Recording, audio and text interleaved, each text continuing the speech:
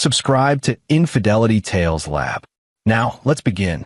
The afternoon sun cut through the study window, casting long shadows across the mahogany desk where I sat reviewing police photographs from 1998. The Henderson case, a missing teenager who'd vanished from a lake house. 27 years cold, until the family hired me to take another look. I'm Carson Jordan, and I make my living finding answers in the spaces between what people say and what they mean. Not a detective, not officially. A behavioral analyst who consults on cold cases, helping families understand the patterns that law enforcement missed. My doctorate in forensic psychology opened doors, but it was my peculiar talent for reading human nature that kept them open.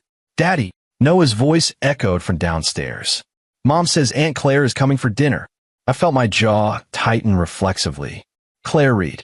My wife's younger sister had been living with us for 3 months now, ever since her apartment building had electrical issues. At least, that was the story. Genevieve insisted family came first, and I'd learned that arguing about Claire only created distance between us. Our marriage had been solid once.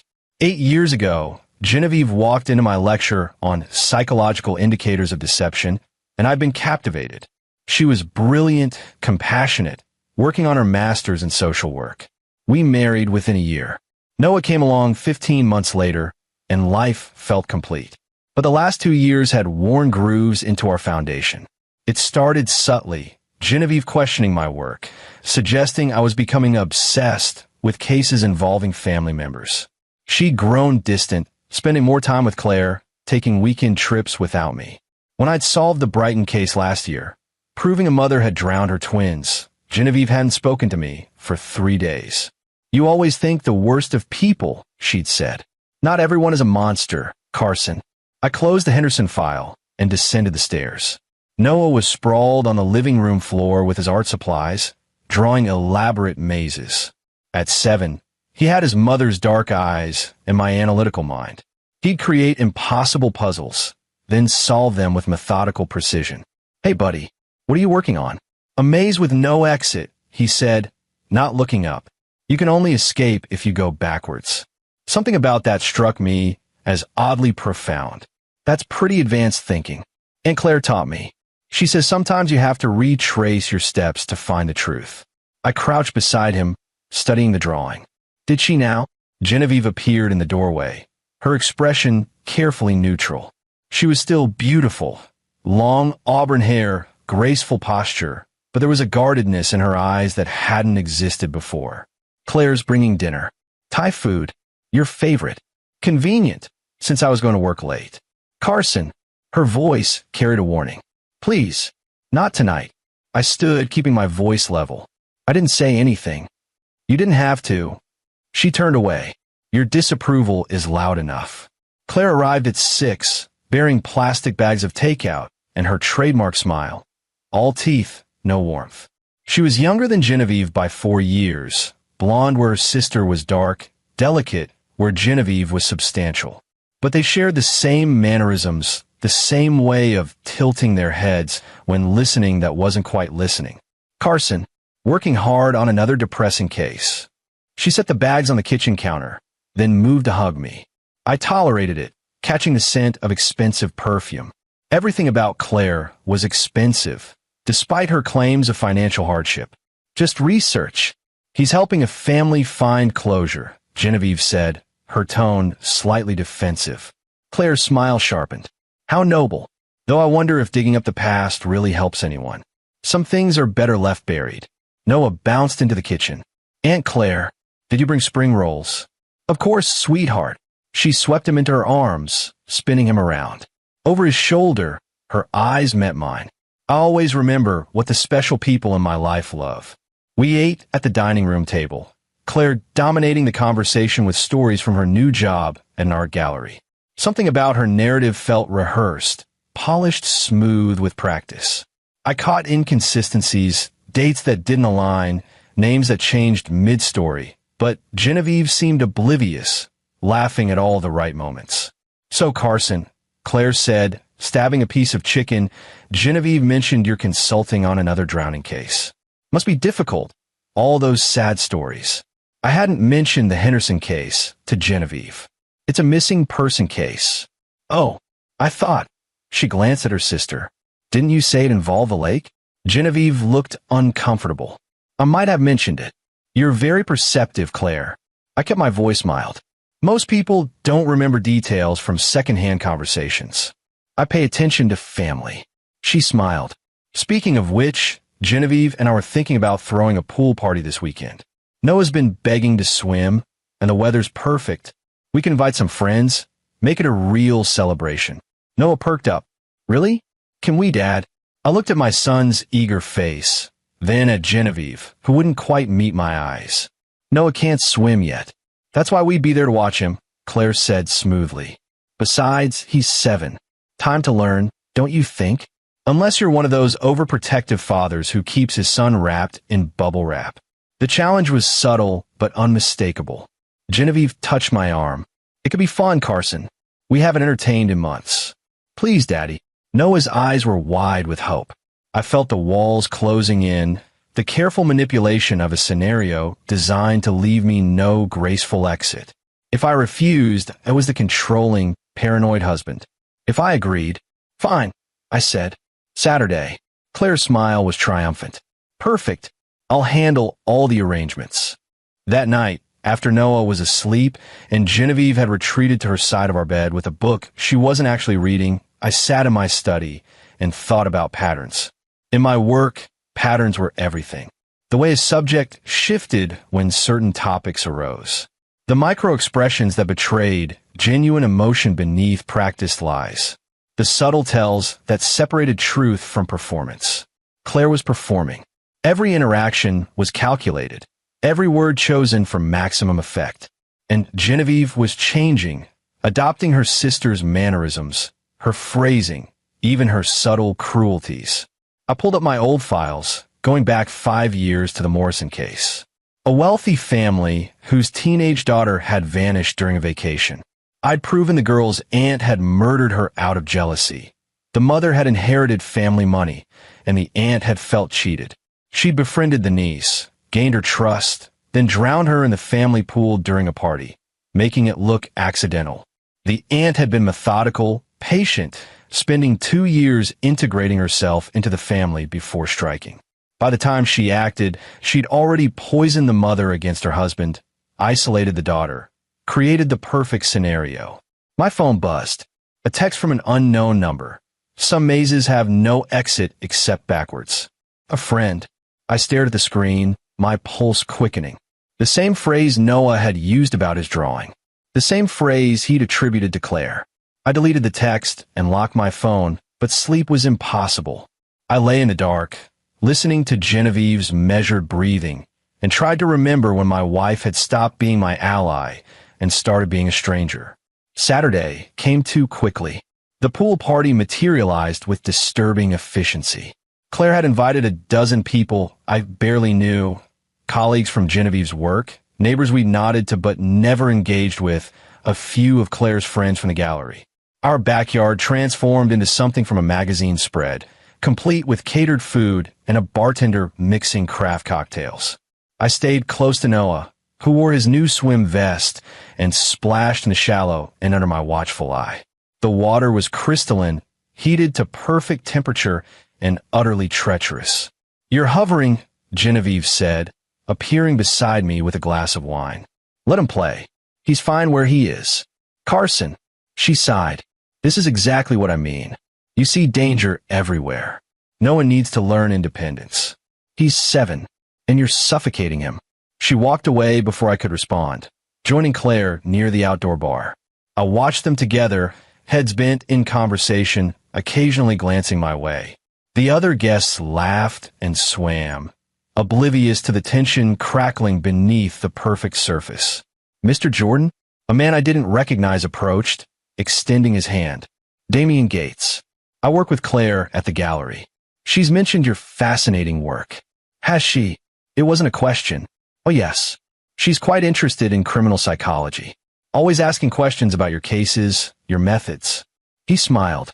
"She thinks you're brilliant." "Does she?" "Absolutely.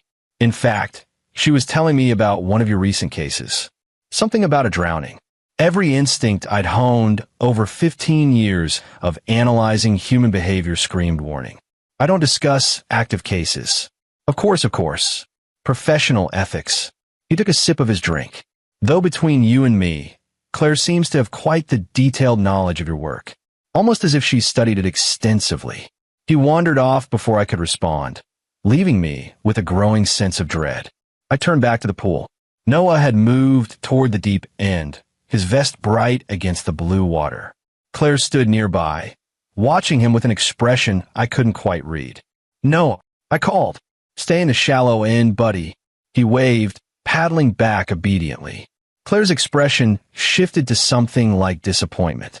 The afternoon wore on, heat and alcohol loosening inhibitions. Genevieve had switched to champagne, her laughter growing louder, more brittle. I nursed a single beer, my attention split between Noah and the undercurrents swirling through conversations around me. Then, in the space between one heartbeat and the next, everything changed. I was talking to a neighbor about property taxes when I heard the splash. Not the playful splashing that had punctuated the afternoon, but something heavier. I turned to see Noah in the deep end, his vest floating 3 feet away from him, his arms thrashing. Time fractured. I was moving before conscious thought, dropping my beer, vaulting the deck chairs. I saw Claire standing at the pool's edge, perfectly still, and then, impossibly, she smiled. I hit the water as Noah went under. The pool floor was 12 feet down, impossibly distant. I dove, lungs burning, and caught him as he sank. His eyes were closed, body limp. I kicked toward the surface, breaking through with a gasp. Hands reached for us. Someone pulled Noah from my arms while others hauled me onto the deck. I collapsed beside my son, who wasn't breathing, wasn't moving, and in that eternal second, my heart stopped. Then he coughed, water streaming from his mouth, and began to cry. The most beautiful sound I'd ever heard. "Call 911, someone shouted. I gathered Noah against my chest, feeling his small body shake. Over his head, I saw Claire. She was standing apart from the crowd, and on her face was an expression of profound annoyance, quickly masked by concern as she noticed me watching. Behind her, Genevieve stood frozen, her face pale, her eyes wide with something that looked disturbingly like guilt. The ambulance arrived within minutes. Paramedics checked Noah's vitals, wrapped him in blankets, insisted on transport to the hospital for observation. I climbed in beside him, holding his hand as they closed the doors. Through the rear window, I watched Claire and Genevieve standing together in our driveway. Claire was speaking urgently, gesturing. Genevieve was nodding, her arms wrapped around herself. They didn't wave goodbye. St. Michael's emergency room was organized chaos. They took Noah immediately, hooking him to monitors, checking his oxygen levels, taking his temperature. I stood against the wall, dripping pool water onto the linoleum, watching doctors and nurses swarm my son. "Mr. Jordan?" A young doctor approached, her expression concerned. "I'm Dr. Isabel Mullins. Your son is stable, but we're running some tests. Can you tell me exactly what happened?" I explained the pool party, the missing vest, finding Noah in the deep end. She listened carefully, making notes. Was anyone supervising him in the water? Everyone was supposed to be watching. His mother, his aunt, other adults. But I paused, seeing again that flash of Claire's smile. It happened very fast. How long was he submerged? Maybe 30 seconds? I went in immediately. She nodded, studying her tablet. "Mr. Jordan, I need to ask you something. Did Noah complain of feeling dizzy or tired before going in the water?" "No." "Why?" She hesitated. "We ran a preliminary blood panel. There's something unusual, but I want to confirm before." "What is it?" Dr. Mullins met my eyes, manually held under. 3 words. Simple. Devastating. The room tilted. "What?" The pattern of water in his lungs, the bruising on his shoulders and chest, the specific way his airways were compromised. This wasn't a drowning. Someone held him underwater. My vision narrowed to a pinpoint. "Are you certain?" "I've consulted with our pediatric specialist. We're documenting everything for a police report. Mr. Jordan, your son was deliberately held under the water. This was attempted murder." I sank into a chair, my mind racing through implications. The removed vest, Claire's position at the pool's edge, that smile, Genevieve's frozen expression. I need to see my son. Of course. But there's something else. She pulled up an image on her tablet. These marks on his shoulders. They're consistent with adult hands holding him down. And based on the size and spacing, we can estimate. Female, I said quietly. Smaller hands. Yes. How did you? My work. I consult on criminal cases. I stood. I need to make a call. I walked to the hallway, my phone shaking in my hand. Not the police. Not yet. I needed information first. I called Preston Wise, a private investigator I'd worked with on several cases. Preston, I need everything you can find on Claire Reed. Employment history, financial records, criminal background, social connections. Everything. And I need it yesterday. What's going on, Carson? Someone just tried to kill my son. I need to know why. Jesus. I'm on it. Give me 48 hours. I returned to Noah's room. He was awake now, groggy but responsive. I sat beside his bed, taking his small hand in mine. Daddy. His voice was thin.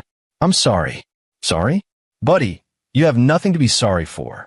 Aunt Claire said if I was brave and went to the deep end, you'd be proud of me. She said she'd catch me if I got scared.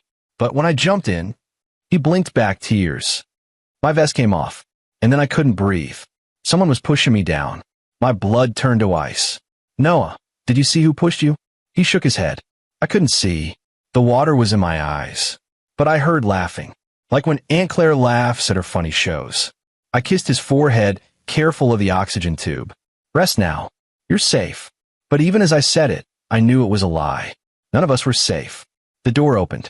Genevieve entered, her eyes red-rimmed, her clothes changed from the pool party outfit. She stopped when she saw me, something flickering across her face. How is he alive? No thanks to your sister. She flinched. Carson, it was an accident. Kids fall in pools all the time. I stood slowly. Really, Jen? That's what you're going with? What else would it be? I studied her face, looking for the woman I'd married, the woman who'd laughed at my jokes and held my hand during scary movies and promised to build a life with me. She was gone, replaced by this hollow stranger. The doctor confirmed someone held him underwater. Adult handprints on his shoulders. Deliberate pressure to prevent him from surfacing. I watched her carefully. Your sister tried to murder our son. Genevieve's mouth opened, then closed. She looked away, confirming every suspicion crystallizing in my mind. You knew, I said quietly. You knew she was going to do something. That's insane. Then meet my eyes and tell me you're surprised. She didn't. Couldn't. Her shoulders sagged, and I saw her for what she'd become. Not a partner, not even a stranger, but an enemy. Why? The word came out broken. Why would you let her hurt Noah? He's your son. You don't understand. Her voice was barely a whisper. You ruined everything, Carson. Your obsession with finding truth, with exposing people's secrets. You destroy families. What are you talking about? She finally looked at me, and her eyes were full of old poison. Claire's fiancé, Jacob. You remember him? I searched my memory. Jacob, 5 years ago, before Claire had become a regular presence in our lives. Vaguely, some artist she was dating. You destroyed him. Her voice shook. Your testimony in the Carver Gallery fraud case sent him to prison. He was Claire's entire world, and you took him away. He died in prison, Carson. Suicide. Because of you, the pieces started falling into place. The Carver case. I exposed a forgery ring. Jacob was part of it. He made one mistake. One. And you couldn't let it go. You had to testify. Had to make sure he paid.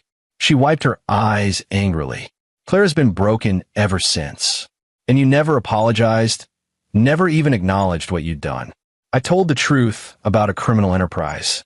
That's all you care about. Truth. Justice. What about mercy? What about second chances? She was crying now. Claire spent 3 years planning this. 3 years. She wanted you to suffer the way she suffered. To lose someone you love. My mind reeled. You've known for 3 years that your sister wanted to kill our son. And you helped her. I thought she just wanted to scare you.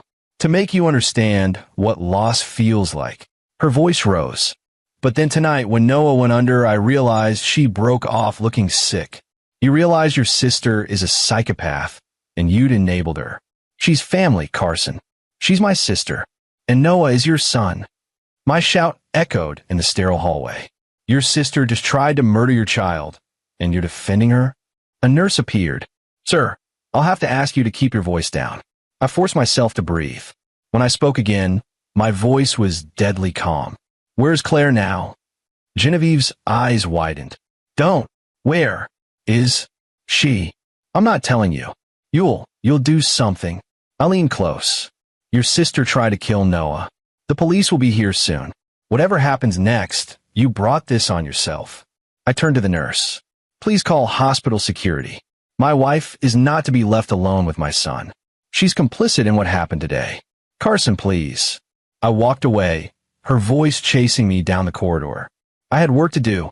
Preston called as I sat in my car in the hospital parking lot, watching the sunset paint the sky blood red. Got some preliminary information.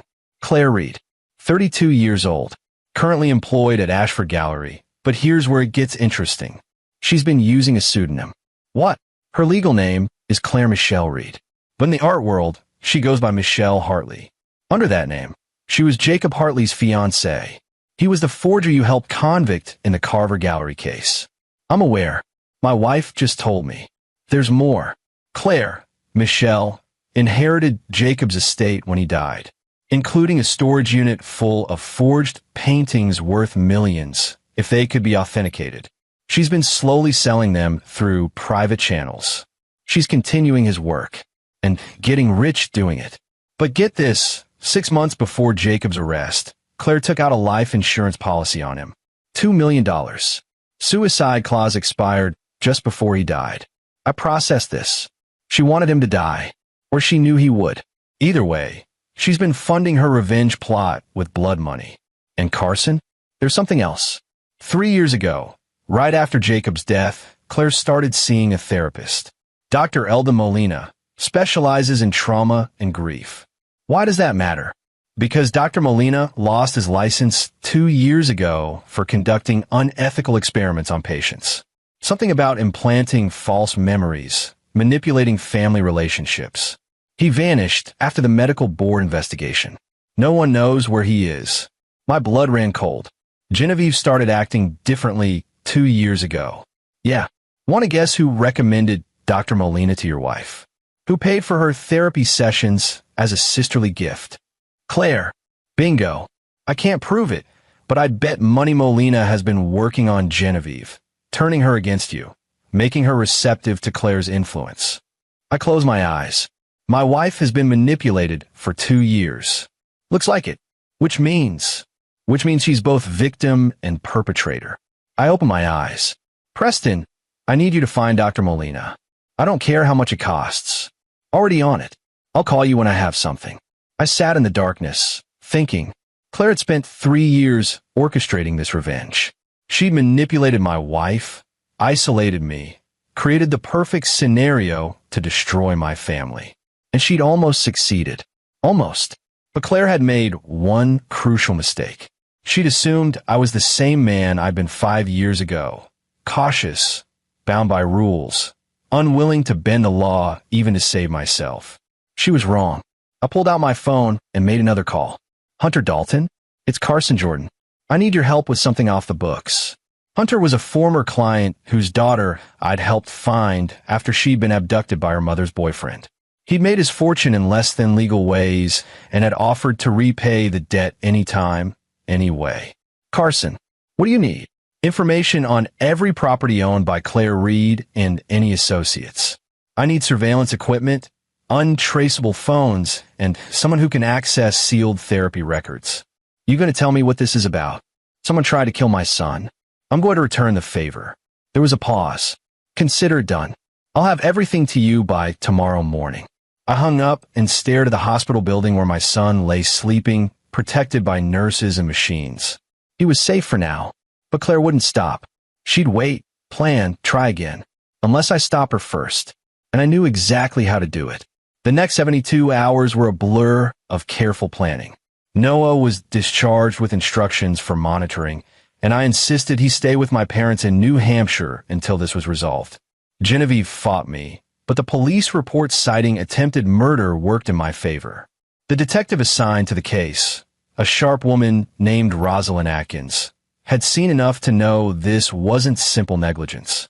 "Mr. Jordan," she'd said, "your sister-in-law has disappeared. So has your wife. Until we locate them, your son is safer elsewhere." Preston's investigation bore fruit. Dr. Elda Molina was living under an alias in a small town 40 miles north, still practicing his unethical therapy on unsuspecting patients. Hunter's contacts provided documentation of his sessions with Genevieve, recordings that would make any legitimate therapist sick. Molina had systematically implanted memories of me being cruel, distant, abusive.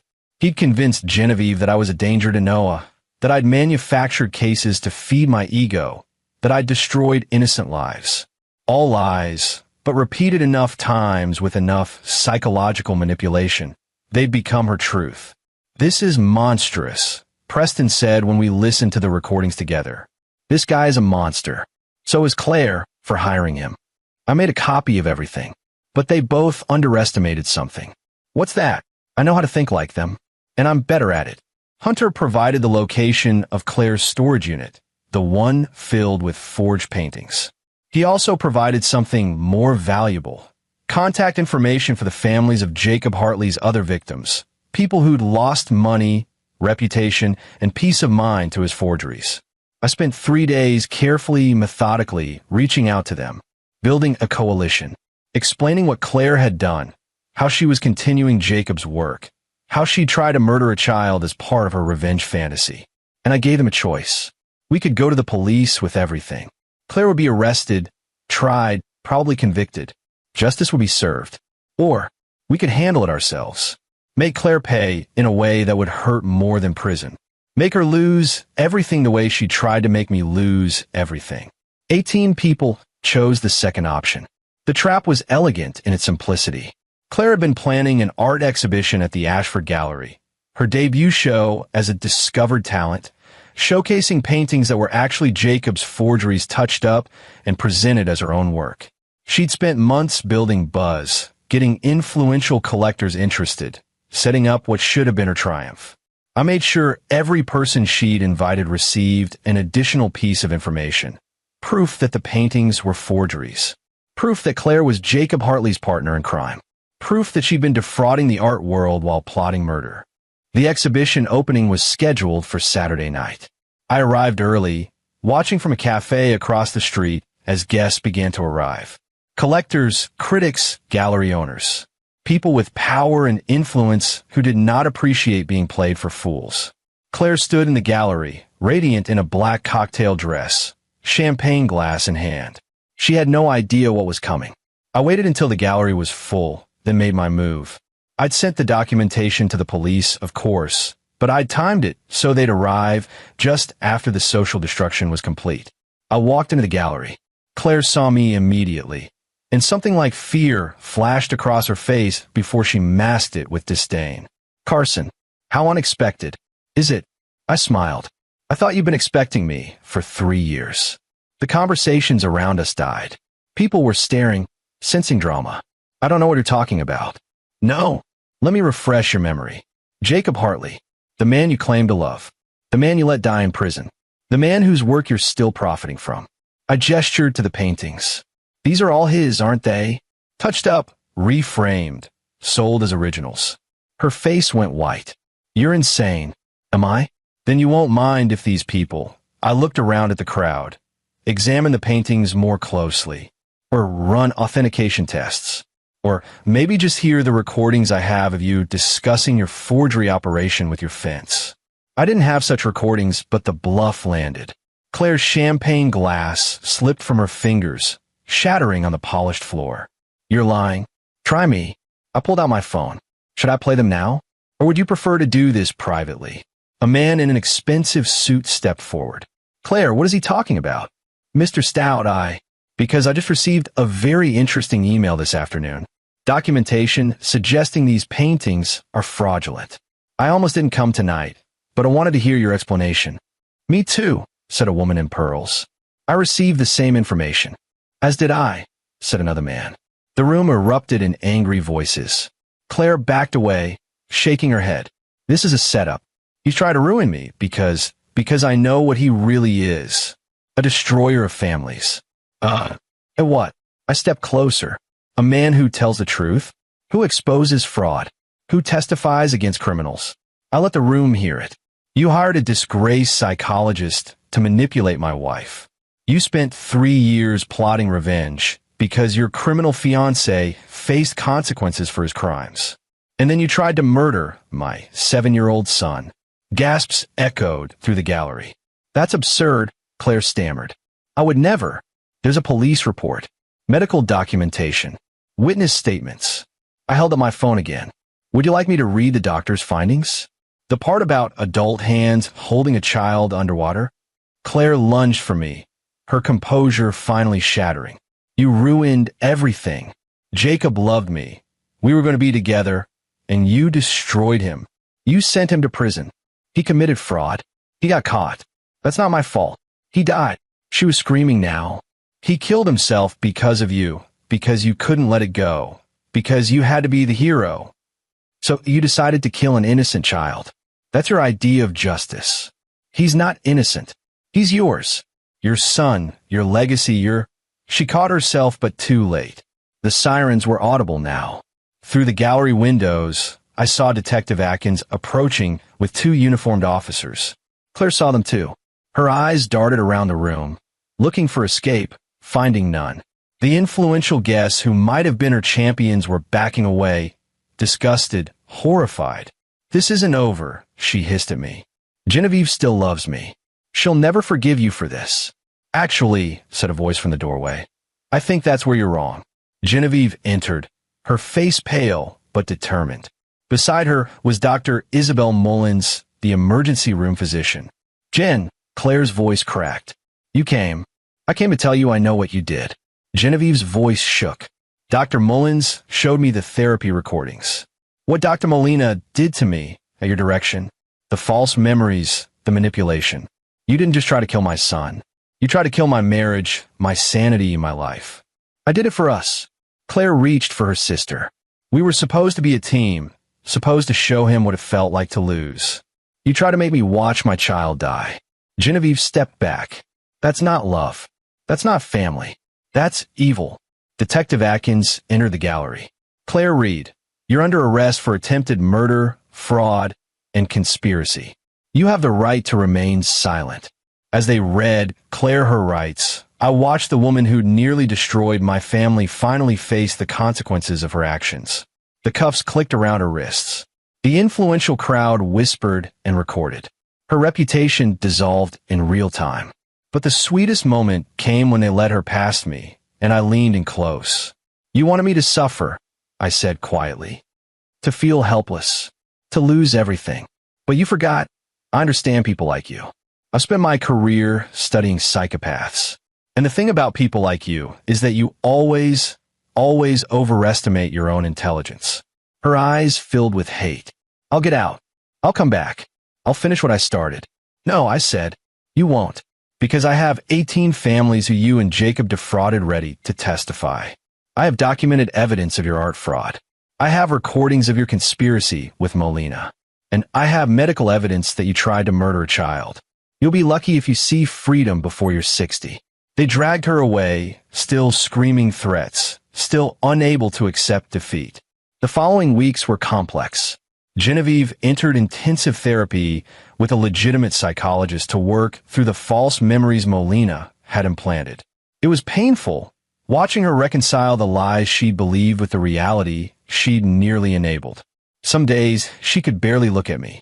Other days, she cried in my arms, apologizing for things that weren't entirely her fault.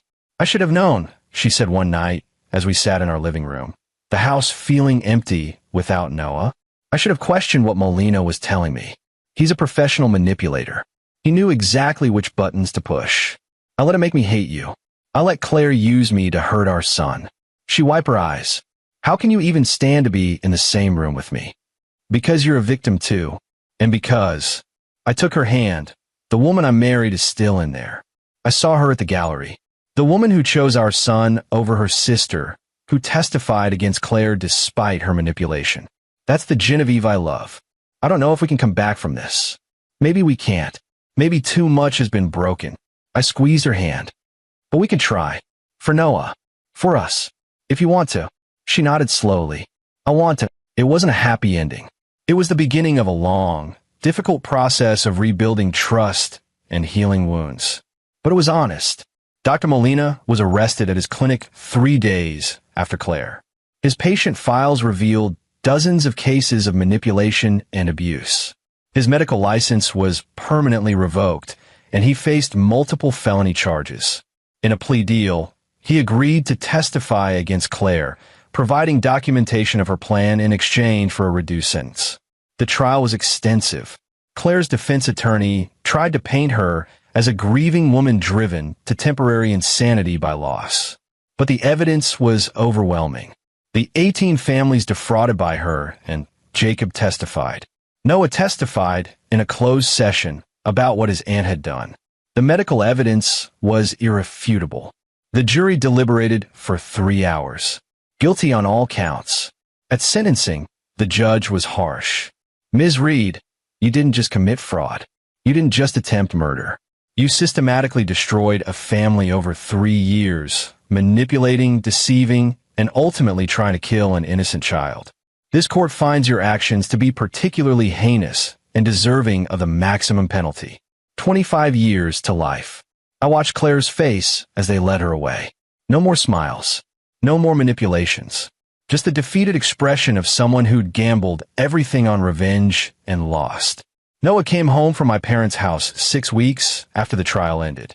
He was cautious at first, jumping at sudden noises, reluctant to be near water. But kids are resilient, and with good therapy and patient love, he began to heal. One afternoon, 3 months after everything, he came to me with one of his maze drawings. Daddy, look, I figured out how to solve the impossible maze. I studied it. Ow! You don't go backwards. You change the rules. He pointed to a line he'd drawn that cut straight through walls. Sometimes the only way out is to make a new path. I pulled him into a hug, marveling at his wisdom. You're absolutely right, buddy. That evening, Genevieve and I sat on the back porch. We'd sold the house with the pool, moved to a new neighborhood with a fresh start. Noah was inside, working on another drawing. I talked to my lawyer today, Genevieve said quietly, about the divorce. My heart sank, and I told him I don't want one. She looked at me, her eyes clear for the first time in years. I want to try, Carson. Really try. No more secrets, no more distance. I want to be the partner you deserved all along. Jen, I know I don't deserve a second chance. I know what I almost cost us, but if you're willing to try, so am I. I thought about everything we'd been through. The manipulation, the betrayal, the near destruction of our family. But I also thought about the woman I'd married, the woman who was fighting her way back from psychological warfare.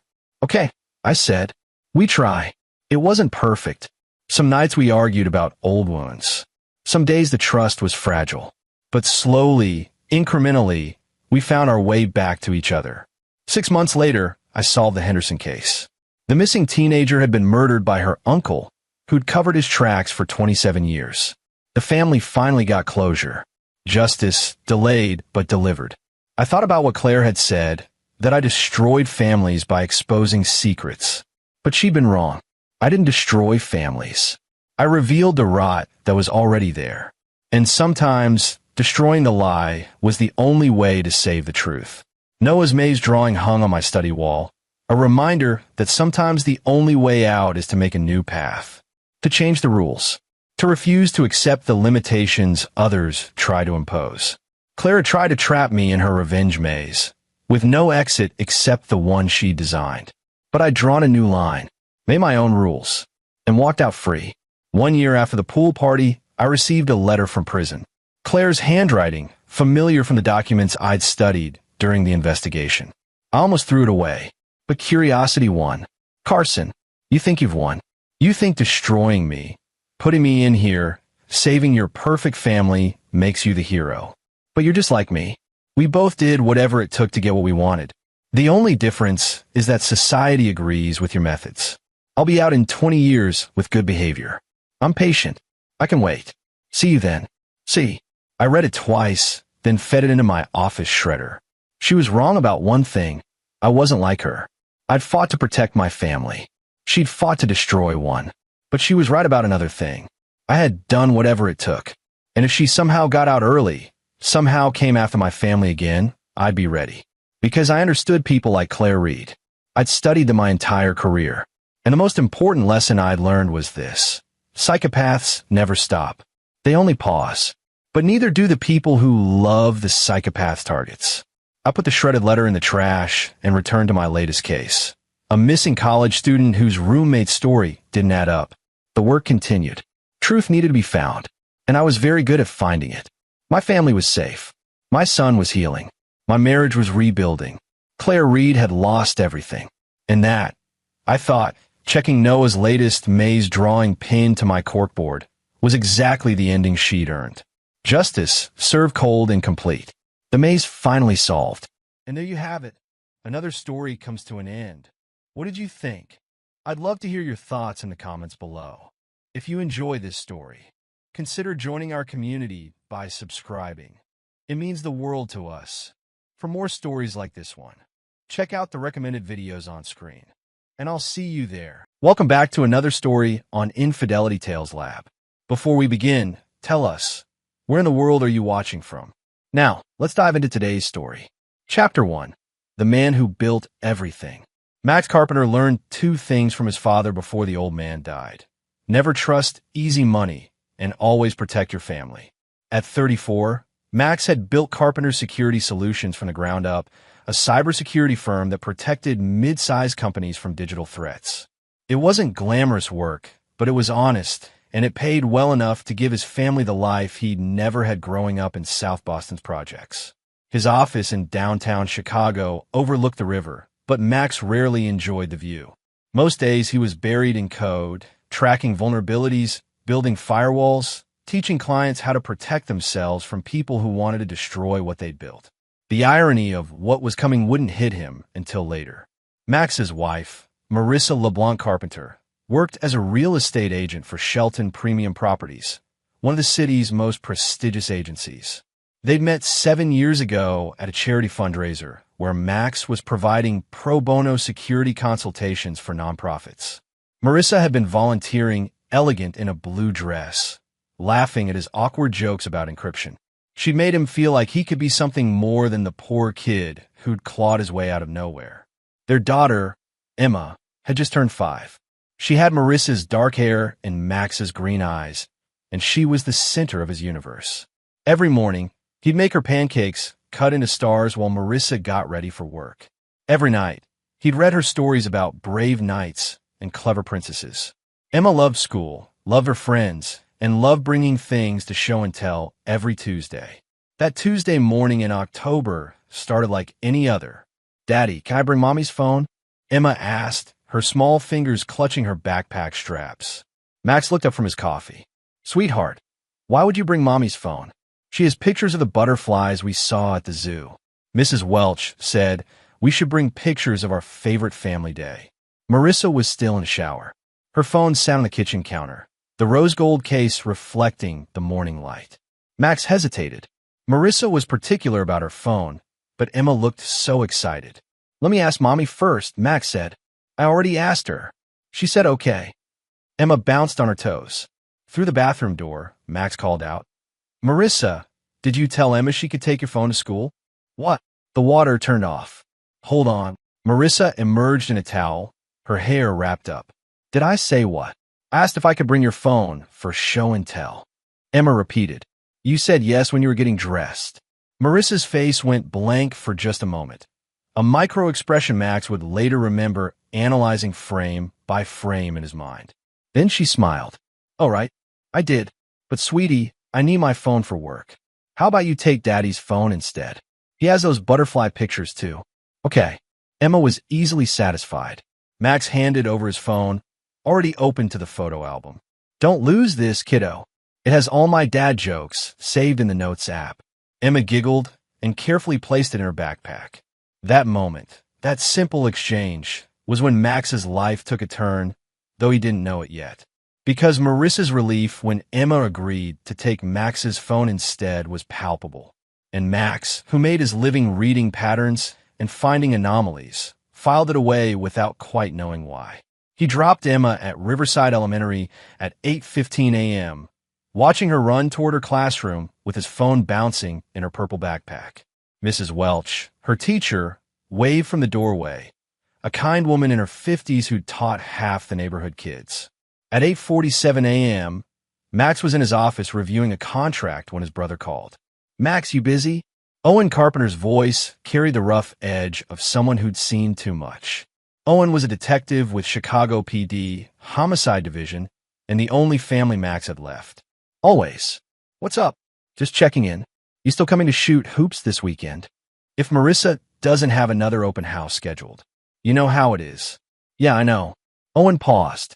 "Hey, everything okay with you too?" Max frowned. "Why do you ask?" "No reason. Just, you seem stressed lately. More than usual. New contract. Lot of pressure." "We're fine, Owen." "But were they?" Max thought about it after they hung up. Marissa had been distant lately, working longer hours, taking calls in other rooms, spending more time on her phone. When he'd mentioned it last week, she'd gotten defensive, said he was being paranoid, that this was her busy season. Max had let it go.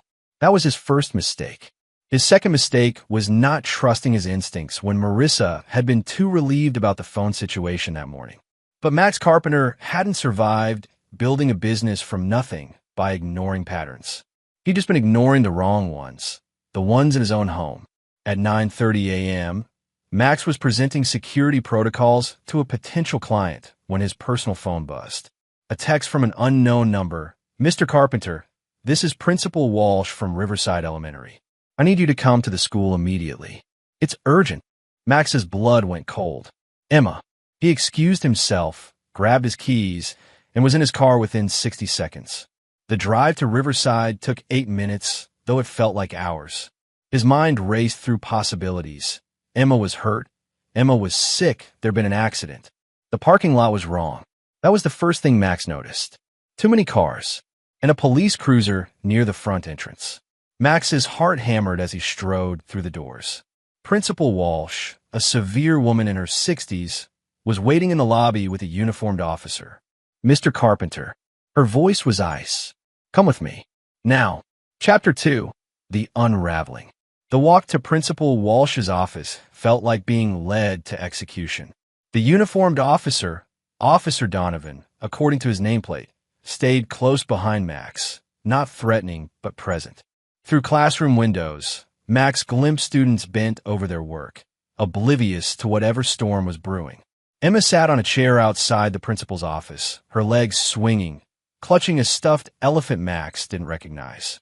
When she saw him, her face lit up. "Daddy." "Hey, baby girl." Max knelt beside her, checking her over for injuries. "Are you okay?" "I'm okay." But Mrs. Welch got really upset and, "Emma, honey, why don't you wait in the library with Miss Cruz?" Principal Walsh's voice was tight. "Your father and I need to talk." The school librarian, a young woman Max had met at parent-teacher conferences, gently took Emma's hand.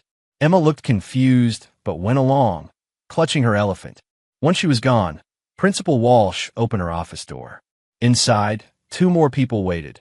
A woman in a dark pantsuit who screamed federal agent, and Detective Barry Henson, whom Max vaguely recognized from police department barbecues Owen had dragged him to. "Mr. Carpenter, I'm Detective Henson. This is Special Agent Regina Chamberlain with the FBI's Cybercrimes Task Force." The detective's voice was professional but not unkind. "We need to ask you some questions." Max's professional instincts kicked in. FBI Cybercrimes. His company. This wasn't about Emma being hurt. This was about his work. "What's going on?" "Is this about one of my clients?" Agent Chamberlain's expression was unreadable. "Mr. Carpenter, what's your wife's full name and occupation?" "Marissa LeBlanc Carpenter. She's a real estate agent at Shelton Premium Properties." "What? And your daughter brought a phone to school this morning?" "My phone. Emma wanted to show pictures from." Max stopped. "Wait. She was supposed to bring my phone." Detective Henson pulled out an evidence bag. Inside was a rose gold phone case. "Marissa's phone. Your daughter brought this phone?" Mr. Carpenter. During show and tell, she wanted to show the butterfly pictures. She couldn't find them and started looking through the photo gallery. Henson's jaw tightened. Her teacher, Mrs. Welch, happened to glance at what Emma was scrolling through. Mrs. Welch immediately called us. I don't understand. What was on? Agent Chamberlain opened her laptop and turned it toward Max. We need you to identify some people in these photos. The first image loaded. Max's world tilted. It was Marissa, in a hotel room, with a man Max had never seen. Tall, handsome in a dangerous way, expensive suit. They were in bed, but that wasn't what made Max's breath catch. Behind them, visible through the hotel window, was a distinctive skyline Max recognized. Las Vegas. Last month, when Marissa said she was at a real estate conference in Denver. Scroll to the next one. Agent Chamberlain said quietly. Max's hand shook as he clicked the trackpad. Another photo, Marissa and the same man, having dinner. The man had his hand on her thigh under the table. The next photo, them kissing in an elevator. The next, Marissa in lingerie Max had never seen, taking a selfie to send to someone. But it was the text message screenshots that followed that made Max's vision narrow. Marissa to unknown contact. Max is working on the Donovan financial contract. Access codes are in his home office safe. Unknown contact. Good girl. Once we're inside their system, we pull everything and disappear. 6 months, baby.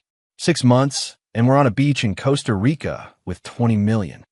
Marissa, what about Emma? Unknown contact. What about her? Marissa, George, I can't just leave my daughter. George, you can and you will.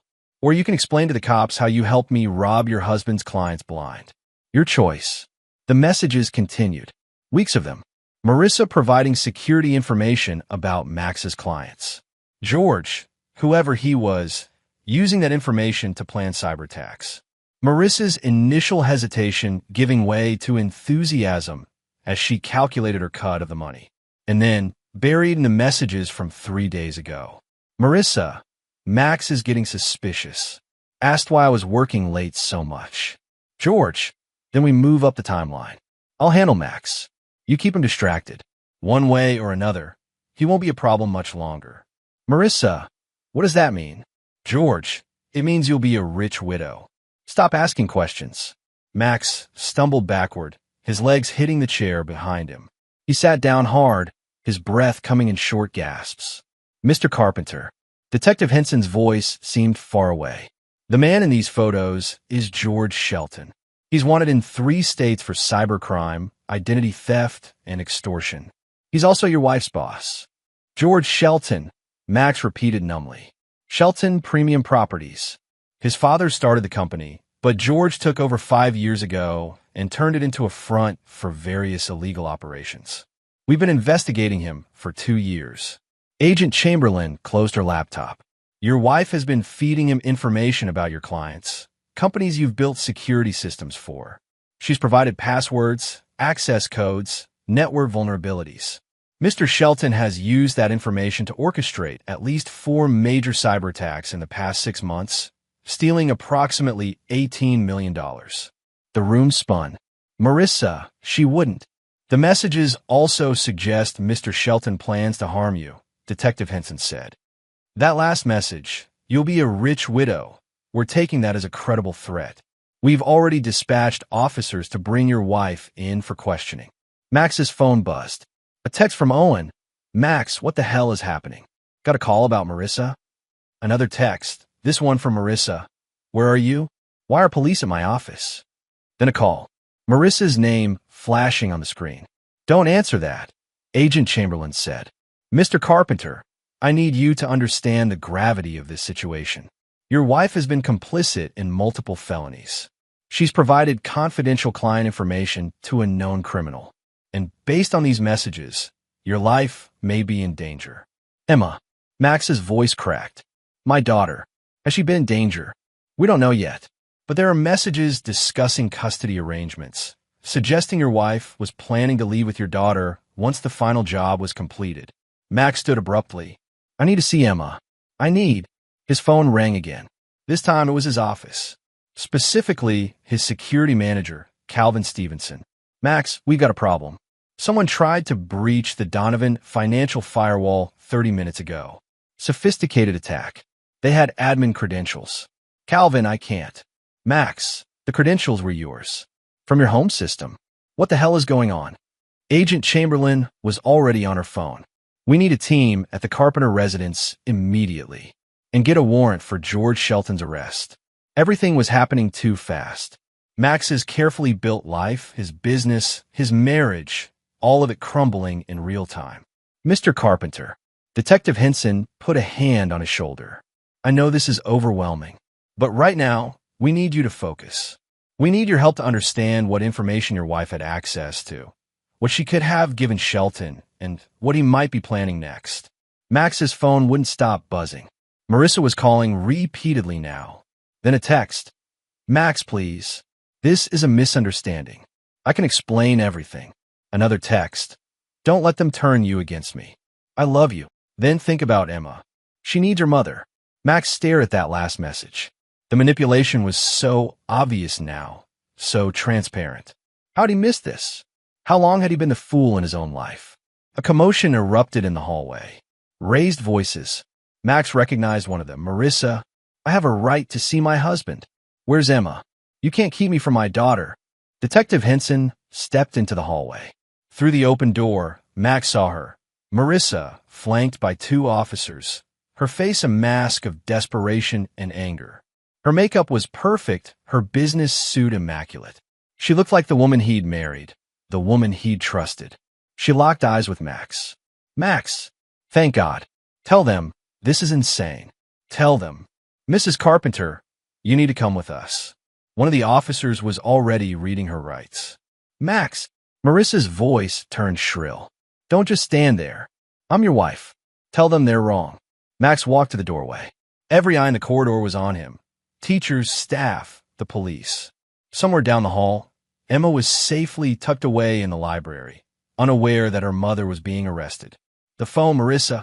Max's voice was steady cold. Emma brought your phone by accident. They've seen everything. The color drained from Marissa's face.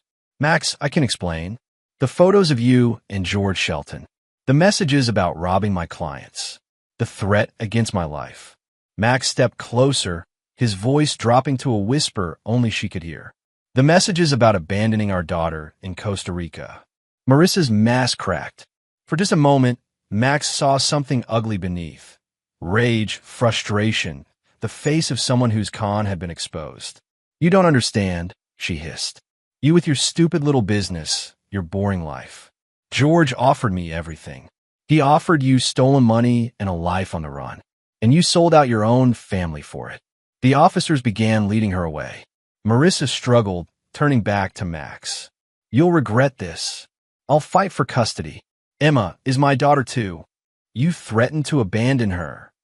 Max shouted, his composure finally breaking. You chose a criminal over your own child.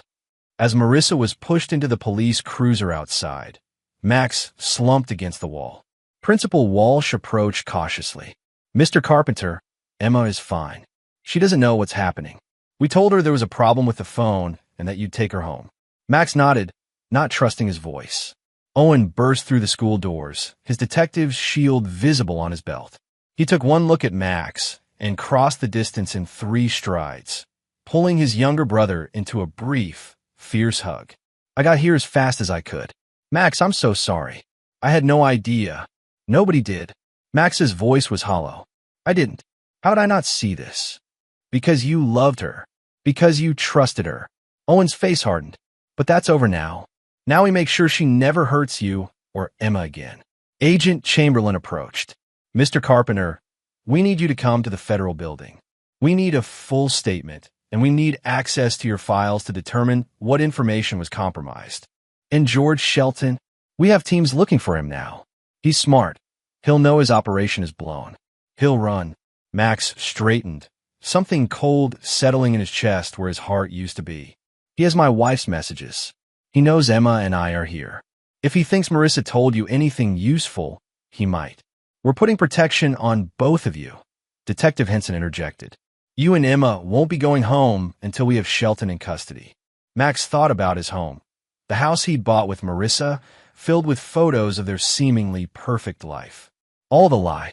I want to file for divorce. Today. Right now. Owen squeezed his shoulder. Let's get through the police station first, brother. Then we'll bury her. Chapter 3. The Price of Truth. The FBI field office in downtown Chicago was a fortress of glass and steel. Max sat in an interrogation room, though Agent Chamberlain insisted on calling it an interview room, going through 5 years of his life file by file, memory by memory, trying to identify what his wife had stolen. Emma was in a break room down the hall with a victim advocate, watching cartoons and eating snacks, blissfully unaware that her mother was 3 floors down being processed for federal crimes. Donovan Financial, Max said, pulling up records on his laptop. Marissa had full access to my home office.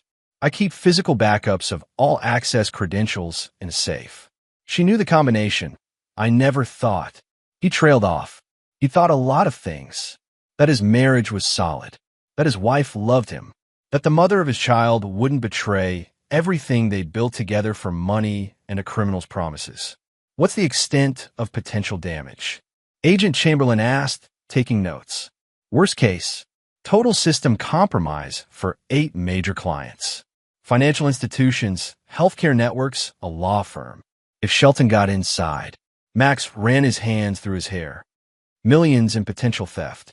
Patient data, legal documents, financial records. Jesus, I've spent years building security systems to protect against exactly this kind of attack. And your wife was the back door the whole time. Owen said from where he leaned against the wall. He'd stayed with Max through the entire process. His presence the only thing keeping Max's rage from boiling over. Calvin Stevenson, Max's security manager, appeared in the doorway.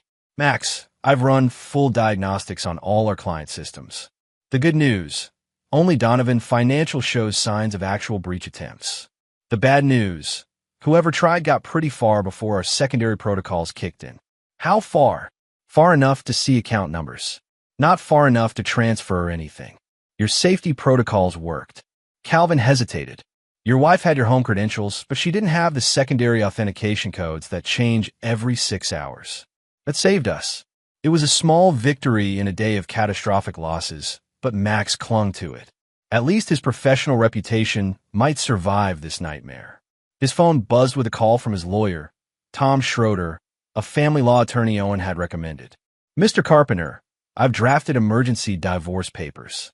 Given the circumstances, criminal charges, evidence of infidelity, threats against your life, we can have these filed by end of day. I'm also preparing a motion for emergency full custody of your daughter. What are the chances? Based on what Detective Carpenter sent me, I'd say 95%. No judge is going to grant custody to a woman facing multiple federal charges. But we need to move fast. If Mrs. Carpenter makes bail, she won't.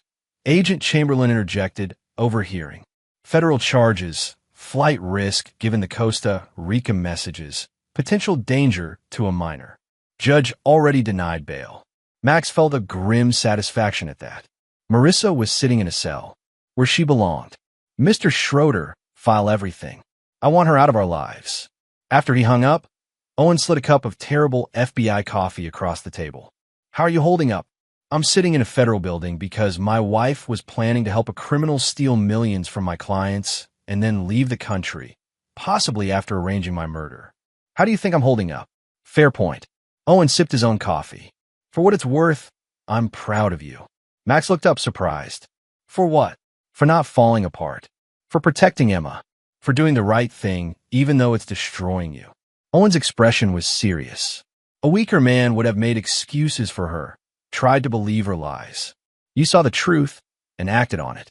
That takes strength. I don't feel strong. I feel like an idiot who let his wife play him for years. Then you're an idiot who's about to make sure she pays for it. Agent Chamberlain ended a phone call and turned to Max. We found George Shelton. Or rather, we found where he was. He had a private plane scheduled to depart from a small airport in Indiana at 2 p.m. He never showed, so he's in the wind. Maybe. Or maybe he's preparing for one last score before he runs. She pulled up a map on her laptop. You're home, Mr. Carpenter. Shelton knows it's the source of the credentials he needs. He might try to physically access your home office to get what he couldn't steal remotely. Max felt ice in his veins. My house has a standard security system. Nothing sophisticated. If Shelton wanted in. We have a team there now, Detective Henson said, entering the room. Nobody's getting near your property. But Agent Chamberlain is right. We should assume Shelton sees you as unfinished business. Why? He has to know the operation is blown. Why not just disappear? Because men like George Shelton don't disappear quietly, Owen said. They have egos. They're furious when they get caught. And they blame everyone but themselves. He met Max's eyes. He's going to blame you. The implication hung in the air. Max wasn't just a witness to his wife's crimes. He was the reason Shelton's operation had fallen apart. He'd become a target. So what do we do? Max asked. You and Emma go to a safe location, Agent Chamberlain said. Somewhere Shelton doesn't know about. We continue monitoring his known associates, track his movements, and wait for him to make a mistake. I'm not hiding. Max's voice was flat, hard. Max, Owen started. No, I've spent the last 6 hours learning that my wife has been lying to me, betraying me, planning to destroy everything I've built. I've watched her get arrested. I've had to explain to a 5-year-old why Mommy isn't coming home. Max stood, his hands flat on the table. I'm not going to hide in fear on top of all that. This man is dangerous, Agent Chamberlain warned. So am I. The words surprised Max as much as they surprised the room. But he meant them. Something had shifted inside him during those hours in the FBI office. The shock was wearing off. The grief was still there, but underneath it was something colder, harder. Rage.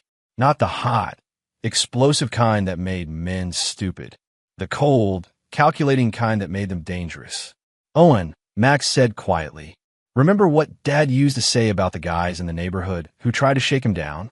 Owen's expression changed, understanding dawning. You can't con an honest man, but you can damn sure make a dishonest one pay for trying. Their father had been a locksmith in South Boston, serving a neighborhood where people often tried to cheat him. He'd had a reputation, honest, skilled, and absolutely merciless to anyone who tried to take advantage. He taught his sons to be the same. I built my company protecting people from predators like Shelton, Max said. I know how they think. I know how they move. And I know their weaknesses. What are you suggesting? Agent Chamberlain asked warily. I'm suggesting that if Shelton wants to come after me, we let him. But on my terms, in a place of my choosing. That's using yourself as bait, Detective Henson said. That's using myself as a trap. The room fell silent. Then Owen smiled, a cold, dangerous expression Max rarely saw on his brother's face. He's got a point. Shelton thinks he's hunting a civilian, a businessman. He doesn't know Max has spent years thinking like hackers and criminals to protect against them. This is irregular, Agent Chamberlain began. So, is my wife helping a criminal rob my clients? Max shot back. So, is finding out my life has been a lie? I'm done playing by regular rules. He looked at each of them in turn. Shelton is coming for me eventually. We all know it. So instead of waiting for him to pick the time and place, I'm going to give him an opportunity he can't resist. And when he takes it, we'll be ready. Agent Chamberlain studied him for a long moment. What kind of opportunity? Max pulled out his phone and opened his company's internal system. The Donovan financial breach attempt failed, but Shelton doesn't know exactly why. As far as he knows, the credentials might still be good. He just got locked out by secondary protocols. Max's fingers flew across the screen.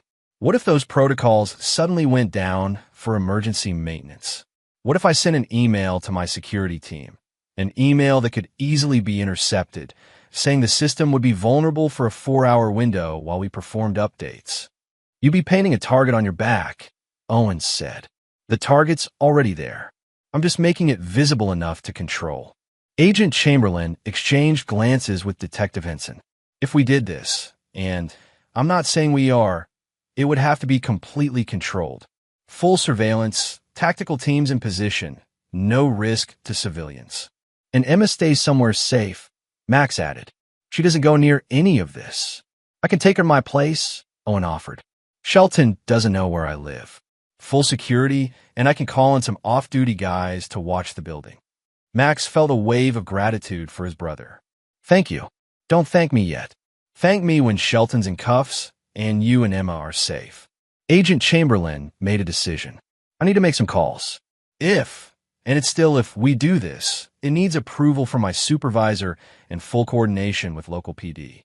She pointed at Max, and you follow every instruction to the letter. No heroics, no improvisation. This isn't a movie. I understand.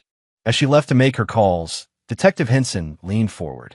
Mr. Carpenter, can I ask you something? Sure. A few hours ago, you were a happily married businessman. Now you're planning to trap a dangerous criminal. What changed?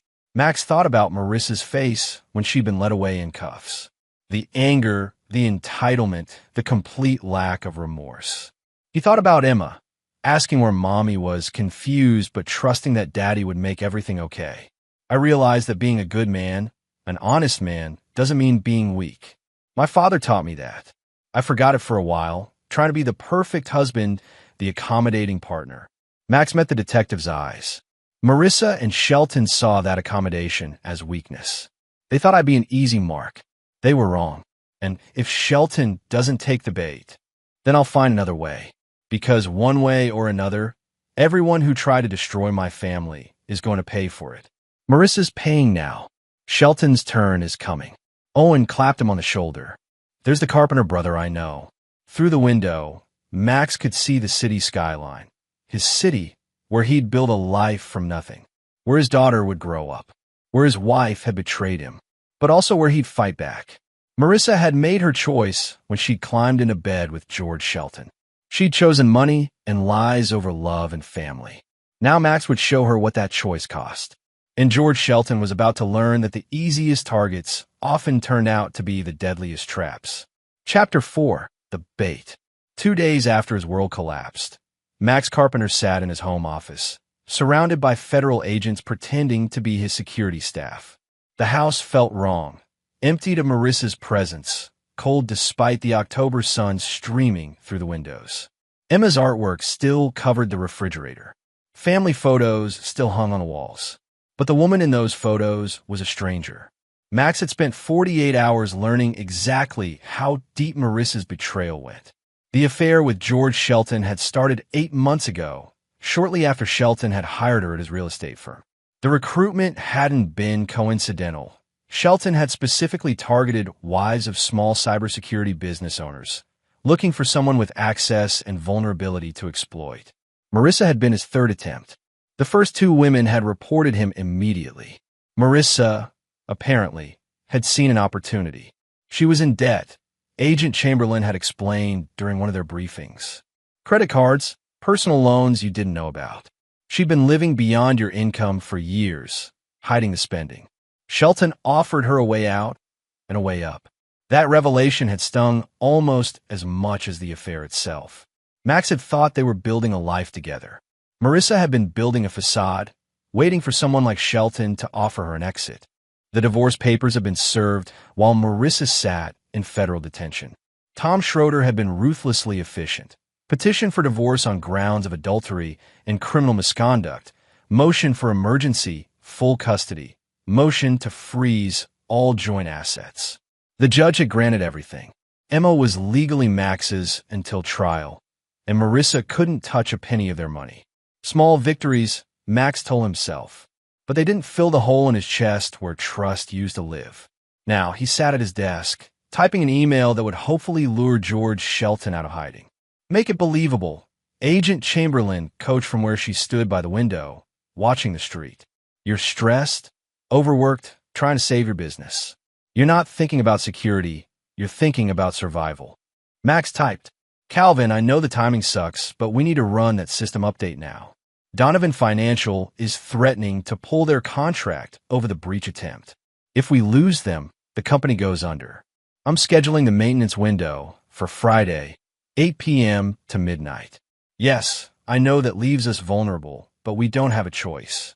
All secondary protocols will be offline during the update. Just get it done. He hit send. The email went out on the company system, a system that, thanks to Marissa's stolen credentials, Shelton might still have passive access to. Now we wait, Detective Henson said from the doorway. And if he doesn't bite, Then we try something else. But he will. Henson's confidence was reassuring. Shelton's desperate. His operation's blown, his girlfriend's in federal custody, and he's looking at serious prison time. He's going to try one last big score before he runs. Your email just told him exactly when and where. Owen arrived that evening with Emma, who'd spent the past 2 days at his apartment thinking it was a special sleepover with Uncle Owen. She ran to Max, chattering about the movies they'd watched and the pizza they'd eaten. "Daddy, when is Mommy coming home?" The question Max had been dreading. He knelt down to Emma's level, choosing his words carefully. Tom Schroeder had warned him, whatever he told Emma might come up in custody proceedings. Be truthful, but age-appropriate. Don't poison the well. Let Marissa's actions speak for themselves. "Sweetie, Mommy made some bad choices. She's going to be away for a while, helping the police understand those choices. Is she in trouble? Yes, but you're not in trouble, and I'm not in trouble. And I promise, you're safe with me." Emma processed this with the simple logic of a 5-year-old. Did Mommy do something like when I took a cookie before dinner? Something like that, but bigger. Okay. Emma hugged him. "I love you, Daddy. I love you too, baby girl." After Emma was in bed, Max sat with Owen in the living room. The federal agents had retreated to give them privacy, but Max knew they were listening through planted microphones. "You doing okay?" Owen asked. "Define okay." "Fair enough." Owen sipped the whiskey he'd poured. "You want to know what I found out about Shelton?" "Tell me." George Shelton, age 38, son of real estate developer Albert Shelton, who built Shelton Properties into a legitimate empire. George took over when his father died 6 years ago and immediately started using it as a front for cybercrime. He's smart, college-educated, but lazy, likes other people to do the hard work while he reaps the benefits. So he needed someone like Marissa. Exactly. She wasn't his first accomplice. Won't be his last if we don't stop him. But here's the interesting part. Shelton has a pattern. When operations go south, he doesn't just run. He ties up loose ends first. Max's blood chilled. "You think he'll come after Marissa?" "Maybe, but more likely, he'll come after you. You're the reason this all fell apart. Your security systems kept him out. Your daughter accidentally exposed him. In Shelton's mind, you're the problem." "Good. Let him come." Owen studied him. "You've changed. 2 days ago, you were in shock. Now you sound like you're looking forward to this." "I'm not looking forward to anything. But if this bastard wants to threaten my family, I'm going to make sure it's the last threat he ever makes. Just remember, the feds need him alive. Don't do anything that puts you in a cell next to your wife." Max hadn't told Owen about the other plan, the backup in case the FBI's trap failed.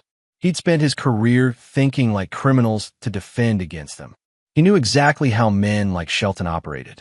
They had bolt holes, escape routes, contingency plans. So did Max. And his involved more than just waiting for Shelton to walk into a federal trap. Friday arrived. The supposed maintenance window was scheduled for 8 p.m. By 6 p.m., Max's house was a tactical operations center. FBI agents disguised as utility workers had set up positions around the neighborhood. Snipers were on roofs. Undercover cars lined the street. Detective Henson and Agent Chamberlain were in a surveillance van 2 blocks away. Emma was safe at Owen's place, guarded by 3 off-duty cops Owen trusted with his life. Max sat in his office, his laptop open, making the performance believable. He'd actually started the system update. Everything had to look legitimate on Shelton's end. The Donovan financial security protocols really were offline. The bait was set. At 7:30 p.m., his home security system, the basic one Marissa had known about, showed a brief glitch. Someone had hacked it. Someone was testing, probing, making sure the way was clear. Max's heart rate picked up. He was wearing a wire, connected directly to Agent Chamberlain. "Contact," he murmured. "Someone just breached my home security system." "Copy that." Chamberlain's voice came through his earpiece. "Stay calm. Follow the protocol." The protocol was simple. Max would stay in his office, working on his laptop, apparently oblivious. When Shelton entered, and they were sure it would be Shelton himself, the man's ego wouldn't allow him to send a proxy for this. Max would stall him with conversation while federal agents surrounded the house. At 8:15 p.m., Max heard it. the soft click of his back door opening. Someone with skills had picked the lock. Footsteps in his kitchen, careful and quiet. He's inside, Max whispered. We've got him on thermal. One subject, moving toward your office. Stay cool, Max. The footsteps came closer. Max kept his eyes on his laptop, pretending to be engrossed in code. The office door, which he'd left slightly ajar, swung open. George Shelton stepped inside, and Max understood immediately why Marissa had fallen for him. The man had presence, expensive suit, confident stride, the kind of looks that came from good genes and better personal trainers. He smiled like they were old friends. Max Carpenter. Finally, we meet properly. Max turned slowly, feigning surprise. What? How did you? Please. Shelton pulled out a gun. Compact, professional. Don't insult both of us by pretending you're surprised. You sent that email knowing I'd intercept it. You set this whole thing up. So much for the plan. Shelton was smarter than they'd given him credit for. If you know what to trap, why are you here? Max asked, stalling. Because I'm not here for your client data. I'm here for you. Shelton closed the door behind him. You destroyed months of work. You got Marissa arrested. You ruined everything. So before I disappear forever, I'm going to tie up the one loose end that bothers me. The FBI has this house surrounded. Max said, which was true. You're not leaving here. Oh, I think I will. You see, I did my homework too. Your brother Owen, the cop. Your daughter Emma, staying with him. And I have people the FBI doesn't know about, who are very close to that apartment right now. Max's blood turned to ice. If you hurt my daughter, then you'll do exactly what I say, or she'll have an unfortunate accident. See, Max, I'm not stupid enough to come here without leverage. Now, you're going to stand up very slowly, and we're going to walk out of here together. You're going to tell the feds to stand down, that this was a misunderstanding, that I'm actually helping you with something. And then you and I are going to take a drive. Through his earpiece, Max heard Agent Chamberlain's frantic voice. Max, don't comply. We can protect Emma. But Shelton was already moving, grabbing Max by the collar, pressing the gun against his ribs. Let's go. Nice and easy. And remember, your daughter's life depends on your performance. Chapter 5, Trapped. Max let Shelton push him toward the door, his mind racing. The FBI had the house surrounded, but Shelton had made a chess move they hadn't anticipated, threatening Emma. And while Max didn't know if Shelton actually had people near Owen's apartment, he couldn't risk it. But George Shelton had made a critical mistake. He told Max his plan, and Max was already calculating how to turn it against him. Your car, Shelton ordered. Keys. Kitchen counter. They moved through the house, Shelton keeping close, the gun pressed against Max's spine. Through the windows, Max could see the utility workers pretending not to notice them. The surveillance team would be tracking their every move, but they wouldn't move in with Emma potentially at risk. Max grabbed his keys, his phone still in his pocket. Through his earpiece, Agent Chamberlain's voice, Max, we're tracking you. Stall him as long as you can. We're checking on Emma now. In his ear, barely audible, Owen's voice joined the channel.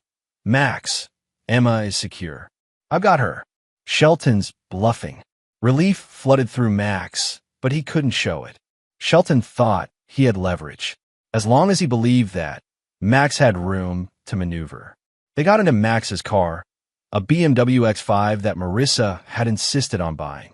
Shelton took the passenger's seat, gun aimed at Max's ribs. Drive. Take I-90 West. Max started the car. Where are we going? You'll see. Just drive and keep your mouth shut. They pulled out of the driveway. Max spotted at least 3 unmarked cars preparing to follow at a distance. Good. Let Shelton think he was in control. You know, this is stupid, Max said conversationally. You're making it worse for yourself. Federal agents are following us right now. You're not going to escape. I've escaped worse. I have a plane waiting, new identity, money stashed offshore. By tomorrow morning, I'll be on a beach in Southeast Asia while you're in a morgue and the feds are still figuring out what happened. And Marissa? Shelton laughed, a harsh sound. What about her? She was a means to an end. Useful while she lasted. But she got caught, which means she's useless now. I don't carry dead weight. You told her you loved her. The messages. I tell everyone I love them if it gets me what I want. Surely you, of all people, understand that. Your wife certainly did. Shelton's smile was cruel. Did you ever wonder what she said about you? All those nights we spent together, laughing about how easy you were to fool? The devoted husband, so trusting, so blind to what was happening in his own house. Max's hands tightened on the steering wheel. Don't take the bait, he told himself. Shelton wants you angry, wants you making mistakes. She said you were boring, Shelton continued. A good provider, sure, but no excitement. No edge. Just a security nerd who talked about firewalls and encryption. She was dying of boredom until I came along. Is that what you tell yourself? Max kept his voice level. That you save her from boredom? She was using you as much as you were using her. You both just found each other. Two users who thought they were smarter than everyone else. Shelton's smile faded. Careful, Max. You're not in a position to insult me. I'm just stating facts. You prey on vulnerable people. You found a woman in debt, probably with self-esteem issues, and you manipulated her. That's not being smart. That's being a parasite, says the man with a gun to his ribs. Says the man whose daughter is safe and whose brother is a cop who knows exactly where we are. Max took a calculated risk. You think you're the first criminal I've dealt with? I've spent years studying people like you. I know how you think, and I know you're not nearly as smart as you believe you are. Shelton's face flushed. Good. Angry people made mistakes. Take the next exit, Shelton snapped. Airport. They were heading to one of the small private airports outside Chicago. Exactly what Agent Chamberlain had predicted. Max took the exit, noting the unmarked cars maintaining distance behind them. You're not getting on a plane, Max said. Even if you have one waiting, the FBI will have it grounded before you reach the tarmac. We'll see. They pulled into the small airport. It was after 9 p.m., mostly deserted. Shelton directed Max to a private hangar at the far end of the field. A small jet sat on the tarmac, engines already running. Out, Shelton ordered. And remember, any heroics, and you die here. They climbed out of the car. Max could feel eyes on them from the darkness, federal agents, moving into position. But Shelton was holding all the cards as long as he had that gun. Or so he thought. Mr. Shelton. A man in a pilot's uniform emerged from the hangar. We need to leave now. The tower just got a call about a federal investigation. I know. Shelton kept the gun on Max while addressing the pilot. Slight change of plans. We're taking a passenger. The pilot's eyes widened. Sir, that wasn't part of... I don't care what the plan was. He's coming with us. Once we're airborne, I'll deal with him and we can dump him somewhere over the ocean. Max had to admit it was a good plan. Get airborne before the FBI could stop them, kill Max in transit, dispose of the body, disappear into international waters. Simple and effective, if it had any chance of working. George Shelton. Agent Chamberlain's voice boomed through a megaphone. FBI, drop your weapon. You're surrounded. Floodlights blazed to life. Tactical teams emerged from the shadows, assault rifles trained on them. The pilot immediately raised his hands and dropped to the ground. Shelton grabbed Max, using him as a shield, gun pressed to his temple. Back off. I swear I'll kill him. Don't do this, Agent Chamberlain called out. There's no way out. Drop the gun and you walk away alive. I'll walk away to prison. No thanks. Shelton was sweating now, desperate. Tell them to back off, Max. Tell them. Max met Agent Chamberlain's eyes across the tarmac. He gave the slightest nod, a signal they'd arranged. If things went wrong, Max would trust the professionals to handle it. What happened next occurred in seconds. Owen, who'd been circling in from the blind side, fired a taser. Shelton's body seized, the gun falling from his hand. Max dropped and rolled away as tactical agents swarmed in, securing Shelton within moments. It was over. Max lay on the cold tarmac, his heart pounding, as Owen pulled him to his feet. You okay? Yeah, I'm okay. Max looked at Shelton, being cuffed and read his rights, the smug confidence gone, replaced with the expression of a man realizing he'd lost everything. Good, Owen said, because Emma's been asking when you're coming back. And I'm tired of watching Frozen for the 14th time. Max almost laughed. Almost. The adrenaline was fading, leaving him shaky and exhausted. Agent Chamberlain approached. Mr. Carpenter, you did well. That was incredibly risky, but you kept him talking long enough for us to get into position. Is Emma really safe? Been safe the whole time. Shelton was bluffing about having people near her. We checked immediately. It was an empty threat. Max watched as Shelton was loaded into a federal transport vehicle. The man looked smaller now, diminished. Just another criminal who'd thought he was smarter than the system. What happens now? Max asked. Now, Shelton joins your wife in federal detention. They'll both face trial, and you get to go home to your daughter. Chamberlain smiled slightly, though I'd recommend getting new locks. Later that night, Max sat in Owen's apartment with Emma curled up asleep on his lap. The TV played Frozen at low volume. She'd want it on even while sleeping. You know, Owen said quietly, most people in your situation would have fallen apart. But you kept your head. You stayed smart. Dad would be proud. Dad would have told me I was an idiot for not seeing Marissa's lies sooner. Maybe, but he also would have respected how you handled it once you knew. Owen leaned back. So what now? Shelton's caught. Marissa's facing years in prison. You've got full custody. The immediate threats are over. Now comes the hard part, Max said, looking down at his sleeping daughter. Rebuilding, figuring out how to raise Emma through this. Dealing with my client's trust issues. Starting over. You'll manage. You always do. Max hoped his brother was right. But sitting there, holding his daughter, he couldn't shake the feeling that the worst wasn't over. Because Marissa was still out there. And she was the kind of person who never accepted defeat gracefully. Chapter 6. Complications. The call came 3 days later, just as Max was beginning to believe the nightmare might actually be ending. Tom Schroeder, his lawyer, sounded both frustrated and apologetic. Max, we have a problem with the divorce proceedings. Max was in his office, his real office at Carpenter Security Solutions, trying to salvage client relationships. Calvin had been helping, reaching out to reassure their accounts that the breach attempt had been contained, that their systems were secure. Most clients were understanding. A few were not. What kind of problem? Marissa's fighting the divorce. And she's hired a very good attorney, somehow. How? She's in federal detention. Her assets are frozen. That's what I'm trying to figure out. But her lawyer, Gloria Vaughn, is expensive. Top-tier criminal defense. Someone's paying her bills. Tom paused, and Vaughn has filed a counter-petition. Marissa wants joint custody of Emma. Max's blood ran cold. She can't be serious.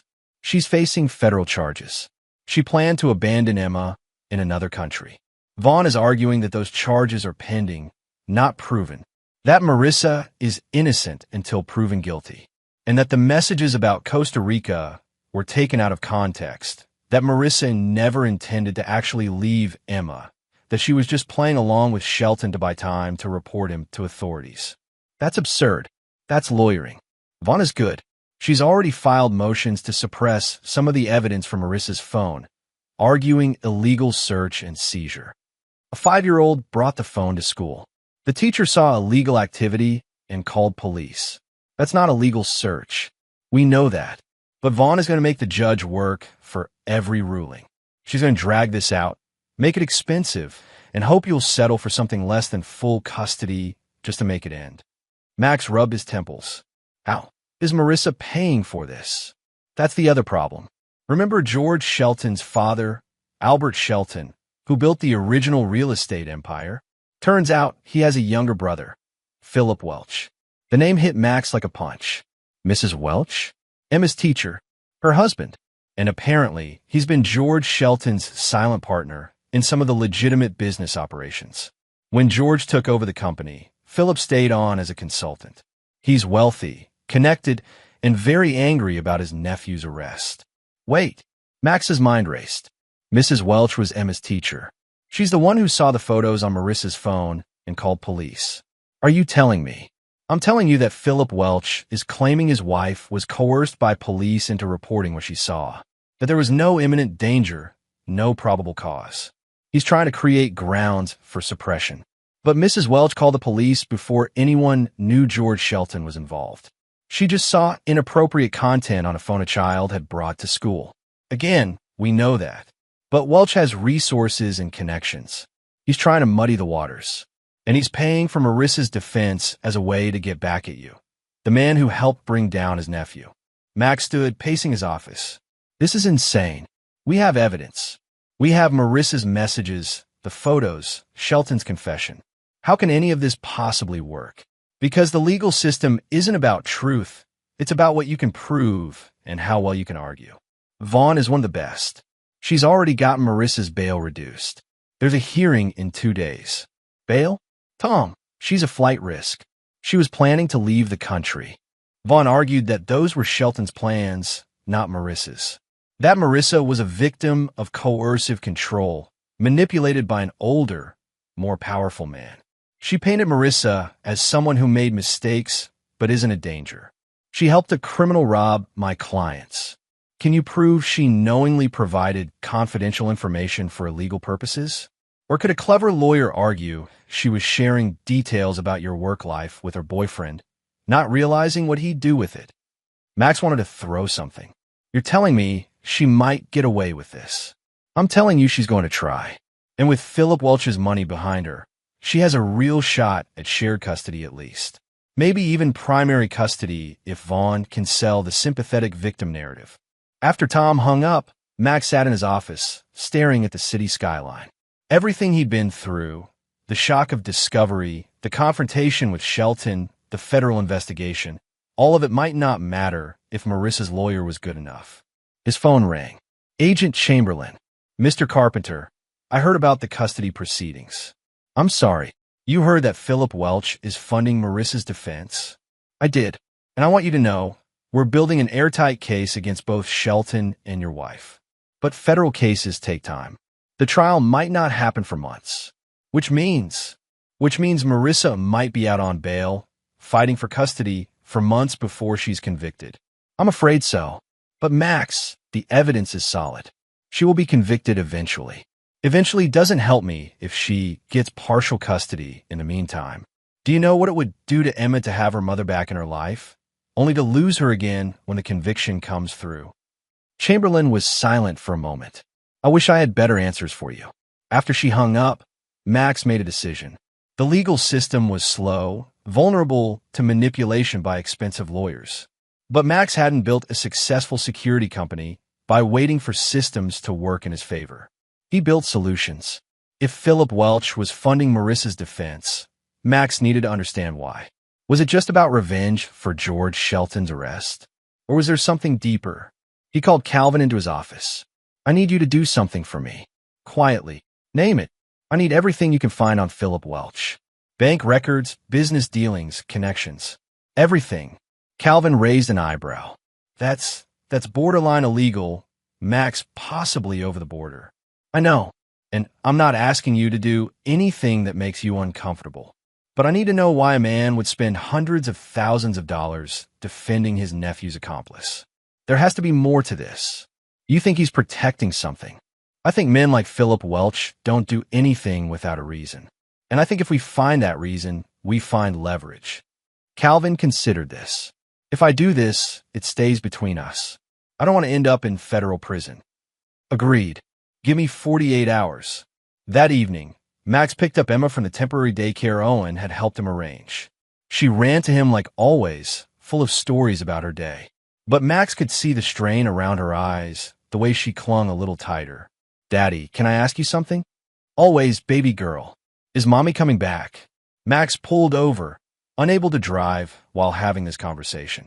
He turned to face his daughter, choosing his words carefully. Do you want her to come back? Emma thought about it with the seriousness only children can muster.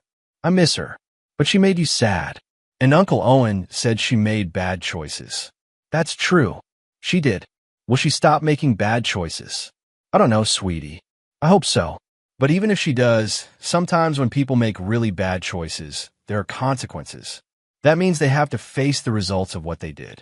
Like when I have to go to timeout. Like that, but bigger. Emma nodded slowly. Okay, but Daddy, yeah. Even if Mommy made bad choices, you'll still be here, right? You won't go away. Max pulled her into a hug, his heart breaking. I will never, ever leave you. I promise. No matter what happens with Mommy, you and me, we're forever. Okay. That night, after Emma was asleep, Max sat in his living room with a glass of whiskey he wasn't drinking. Owen had let himself in with the spare key. Heard about the custody thing. That's rough. Philip Welch is paying for Marissa's defense. Did you know his wife was Emma's teacher? Yeah, I heard.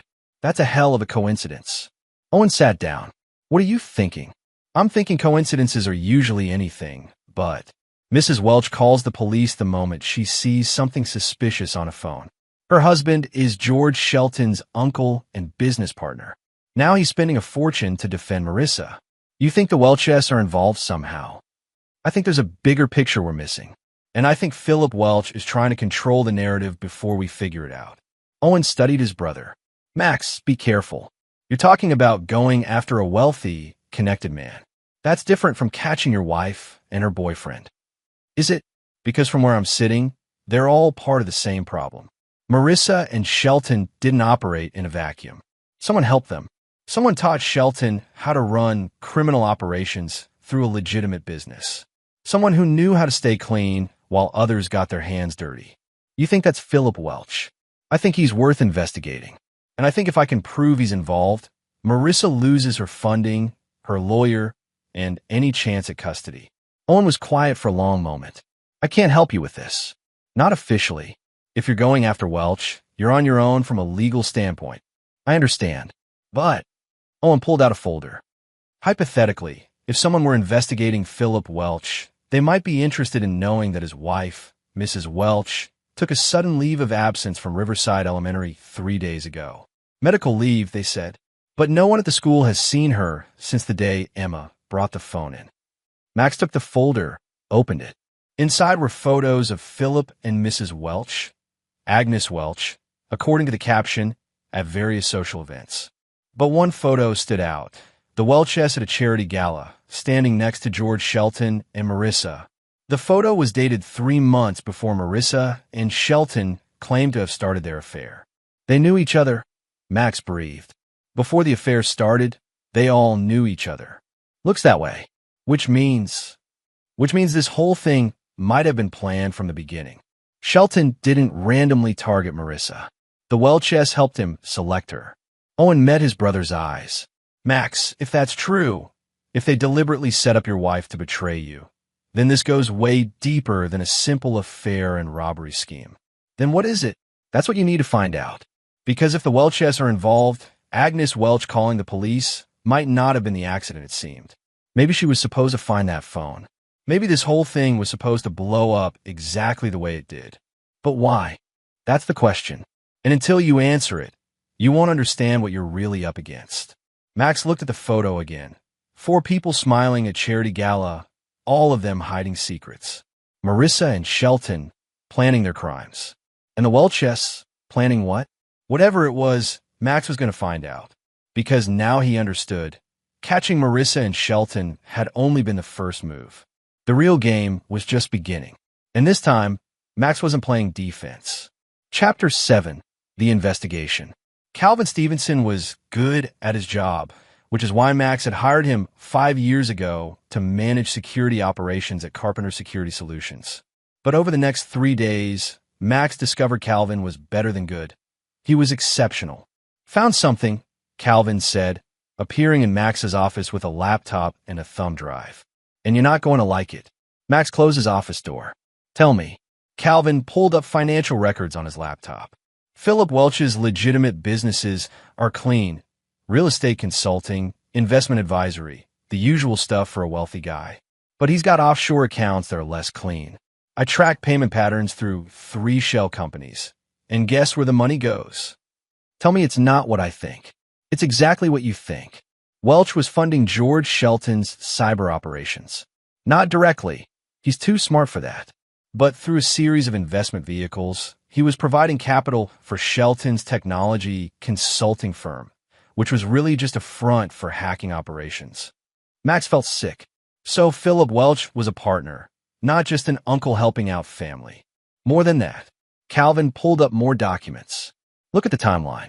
Welch started investing in Shelton's operations 4 years ago, right after his brother Albert died, and George took over the family business. But here's the interesting part. Welch's investment returns were guaranteed. Win or lose, legitimate or not, Welch got his money back plus 20%. That's not an investment. That's money laundering. Bingo. Welch was using Shelton's operation to wash money from somewhere. I'm still trying to figure out the source, but I think it's connected to his wife's family. Max blinked. Agnes Welch? Emma's teacher. Calvin pulled up a genealogy chart. Agnes Welch, née Agnes Cruz. Her father was Eduardo Cruz, who ran construction companies in Chicago for 30 years. Very successful, very connected. Also very much involved with organized crime, though it was never proven. When Eduardo died 10 years ago, Agnes inherited everything. You're telling me Emma's kindergarten teacher comes from a crime family? Not quite. The Cruz family was borderline, legitimate businesses with questionable associations.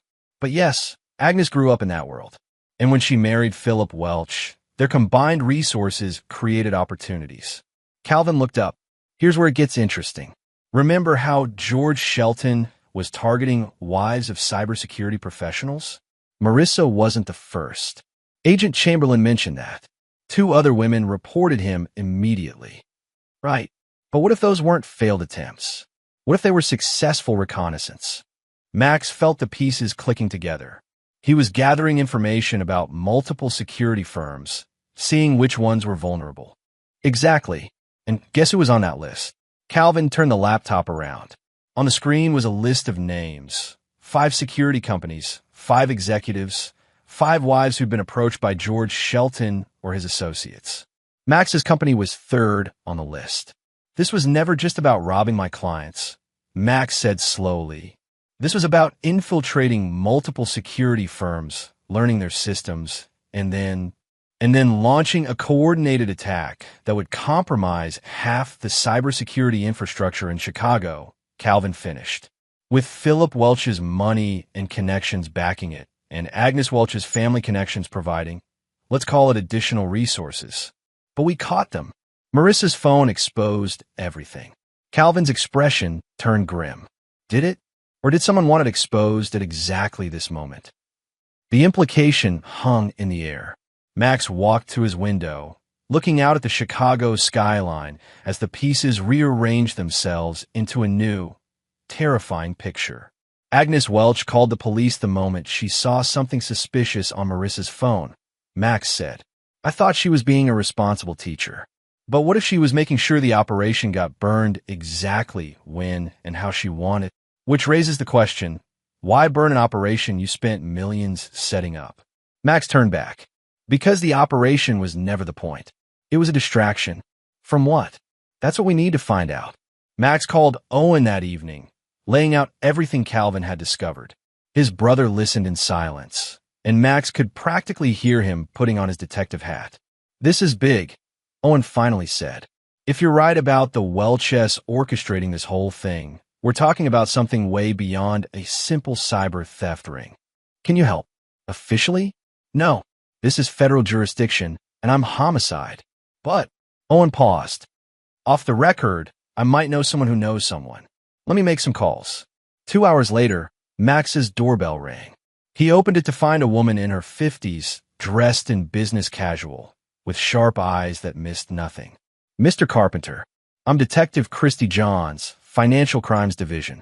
She showed her badge. "Your brother suggested we talk." Max let her in.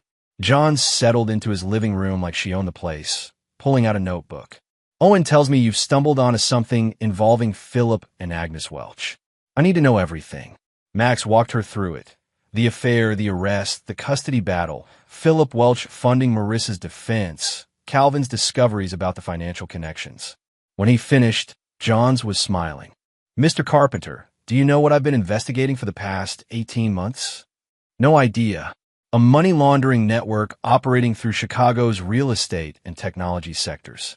Specifically, one connected to the old Cruz family operations. I've been trying to find the center of the web, the person coordinating everything." Johns leaned forward.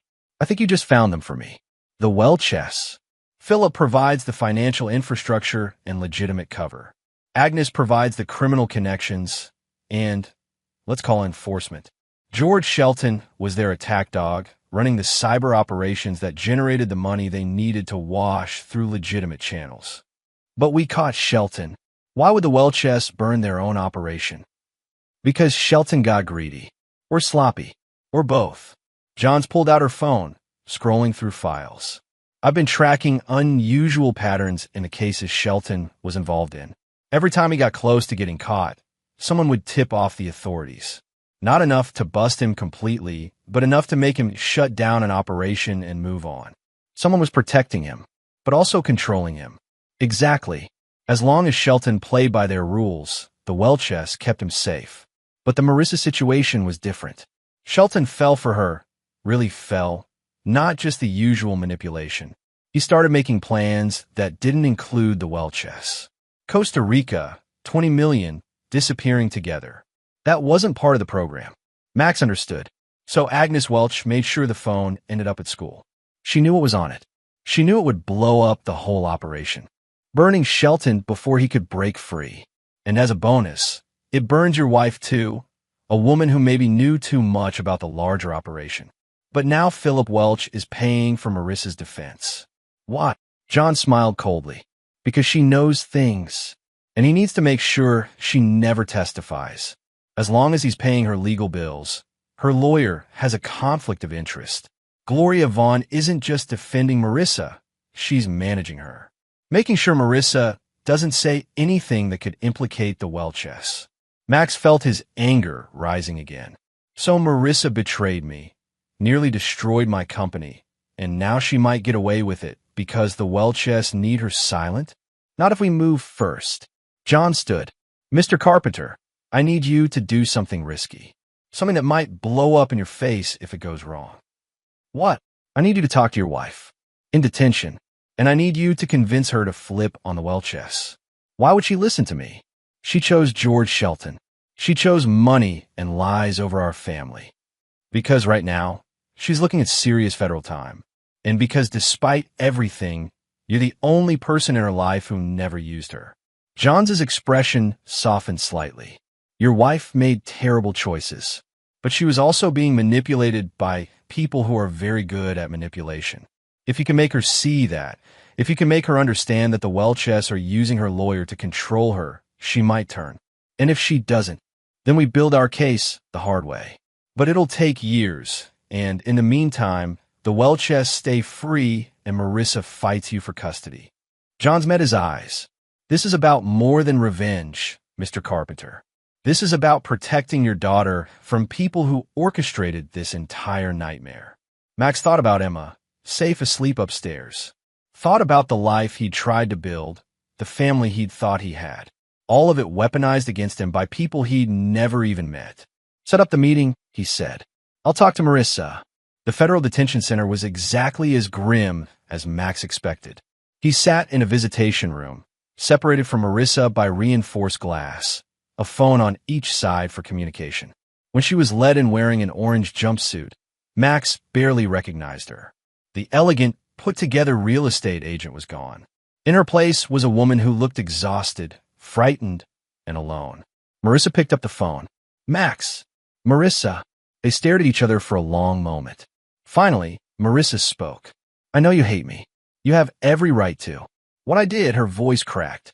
I destroyed everything. I destroyed us. I destroyed our family. Yes, you did. If I could take it back. But you can't. And honestly, Marissa, I'm not here for apologies. I'm here because you're in trouble. Real trouble. And I'm probably the only person who can help you. Marissa's eyes widened. Help me? Why would you help me? Because despite everything, you're still Emma's mother. And because the people who set this whole thing in motion are worse than you are. What do you mean? Max leaned forward. The Welches, Marissa, Philip and Agnes Welch. Did you know they're the ones paying for your lawyer? Philip said it was out of loyalty to George. He's George's uncle. Philip Welch was George's silent partner. He funded Shelton's entire operation. And Agnes? She's from the Cruz crime family. Together, they've been running a money laundering network through cybercrime operations. Marissa's face went pale. No, that's not. George said it was just about security vulnerabilities, about making money from what? From robbing my clients? From destroying companies I worked years to protect. Max's voice hardened. Marissa, you were a pawn. George was a pawn, and now that you're both caught, the Welches are making sure neither of you can expose them. The lawyer, Gloria Vaughn, she's good. She says she can get me reduced charges. She's not your lawyer. She's Philip Welch's lawyer. Everything you tell her goes straight back to him. She's not defending you. She's managing you, keeping you quiet. Marissa shook her head, tears streaming down her face. No, I trusted. George said we'd be together. He said, George Shelton is in a cell 2 floors down from you, probably making the same excuses to himself. But Marissa, listen to me. The Welches used both of you, and when you weren't useful anymore, they burned you. Agnes Welch made sure that phone ended up at school. She knew what was on it. She knew it would destroy everything. Agnes. Marissa looked genuinely shocked, but she was always so nice. She loved Emma. Did she? Or did she see an opportunity? A child she could use to get a phone into the right hands at the right time. Max softened his voice slightly. Marissa, I know you made terrible choices, but you weren't making them in a vacuum. The Welches manipulated George. George manipulated you. And now they're all trying to make sure you take the fall alone. What do you want from me? Testify. Tell the FBI everything you know about the Welches involvement. Help take them down. They'll kill me. Marissa's voice was barely a whisper. The Cruz family doesn't forgive betrayal. If I testify against them, the FBI will protect you. Witness protection, new identity, the works. You'll be safe. And Emma, there it was. The question Max had known was coming. If you testify, if you help put the Welches away, I'll push for reduced charges.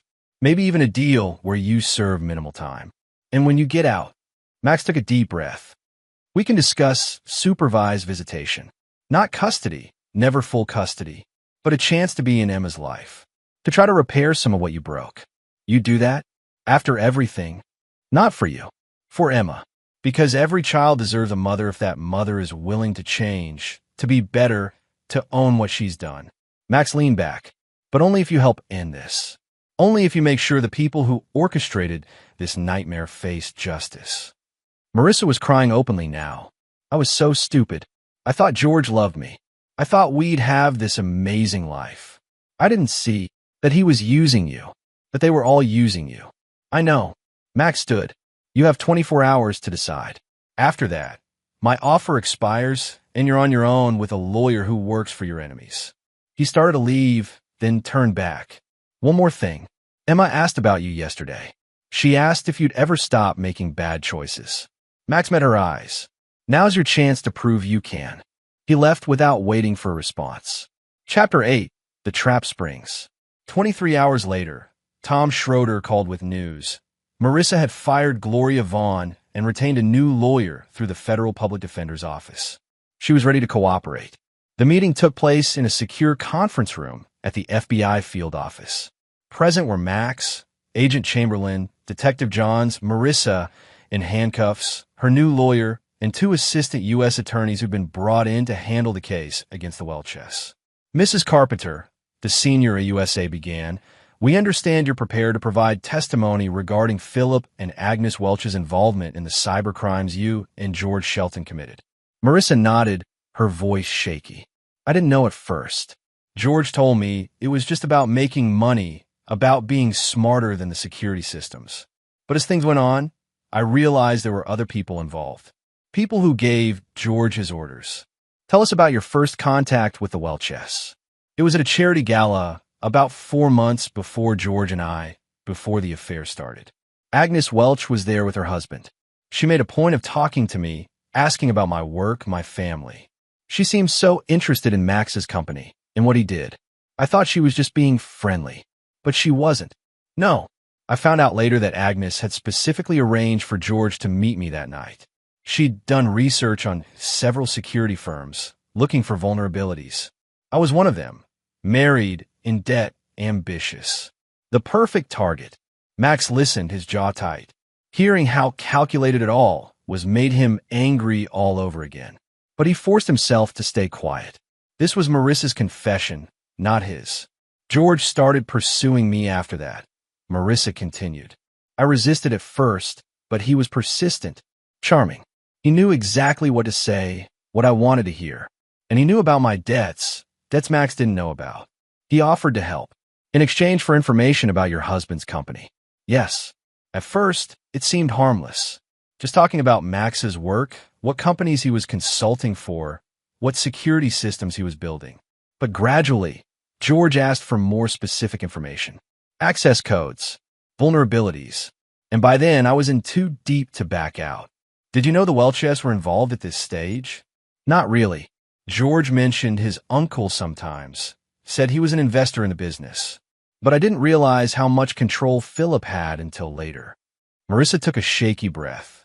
About 2 months into the affair, George brought me to meet with Philip. It was at a private office downtown. Philip laid everything out, how they were building a network of cyber operations, how my information was helping them access major financial institutions, how much money they'd already made. And what was your reaction? I was terrified. I wanted out. But Philip said it was too late. He had recordings of conversations between George and me, evidence of me providing confidential information. He said if I backed out, he'd send everything to the police and make sure Max knew I'd betrayed him. So he blackmailed you into continuing. Yes. And he made it clear that if I caused problems, the crew's family connections, Agnes's family, would handle it. He didn't say it directly, but the implication was clear. If I betrayed them, I wouldn't just go to prison. I'd disappear.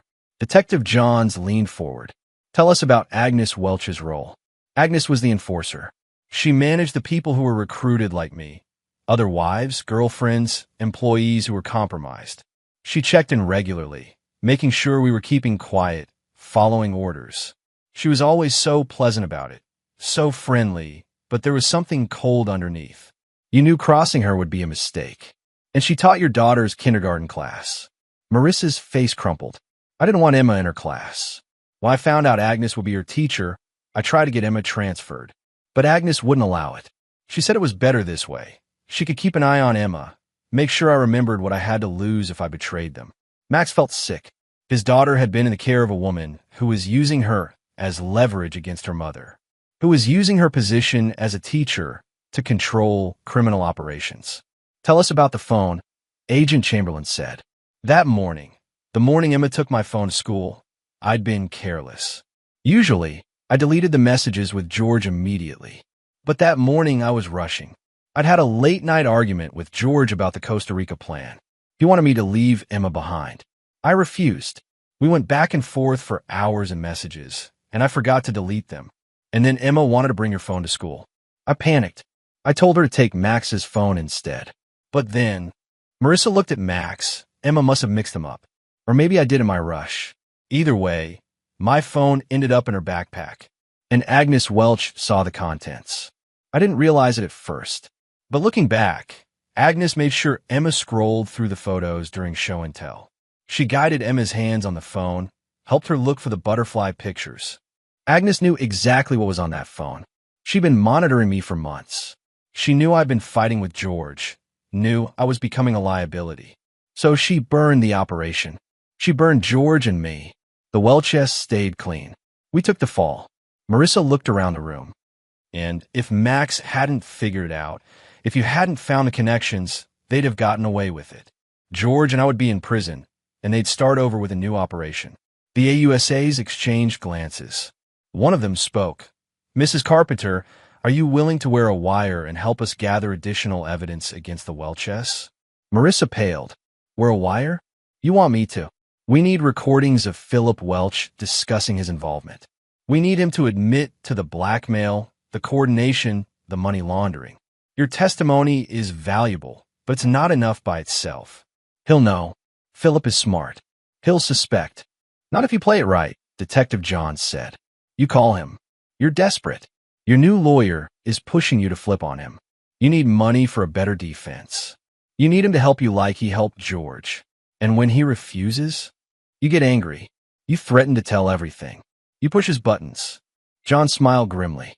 Men like Philip Welch have egos.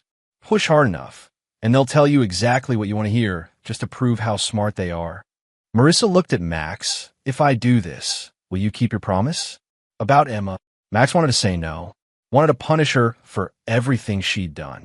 But he thought about Emma, who'd already lost so much.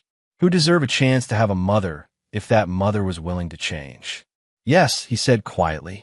If you do this, I'll keep my promise.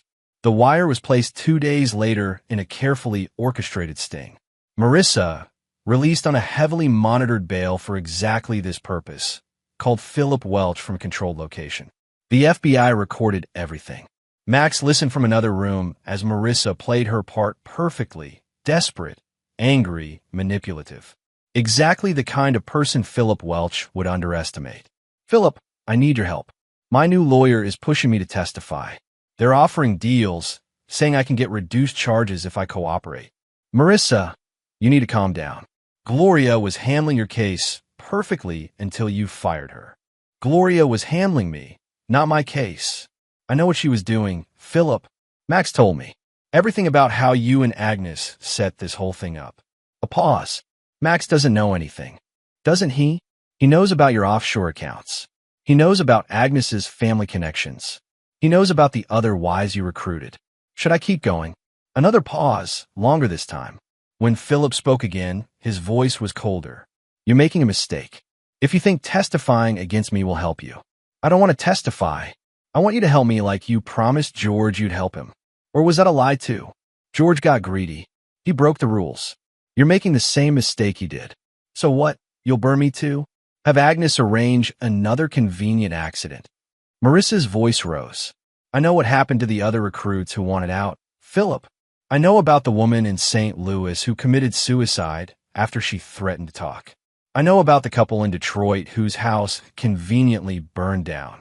You're being paranoid. Am I? Because from where I'm sitting, you used me, you used George, and now you're using my lawyer to keep me quiet. Well, I'm done being used. Either you help me for real, or I tell the FBI everything. Everything? You don't know everything. I know enough. I know about the Cruz family money. I know about the construction company fronts. I know about the city contracts you bribed officials to secure. I know about the laundering network running through George's consulting firm. Marissa was hitting every point the FBI had prepped her on. Should I keep going? You're bluffing. Try me. I've got nothing left to lose. Philip, my marriage is over. My daughter won't talk to me. I'm facing years in prison. The only thing I can control now is who goes down with me. If you testify, Philip's voice dropped to a dangerous quiet. You won't survive the trial. Agnes has connections everywhere. Prison guards, inmates, lawyers. You'll never make it to the witness stand. There it is. The threat. That's all I needed to hear. Marissa's voice turned triumphant. You just admitted everything, Philip. The FBI is listening to this conversation. You're done. The line went dead.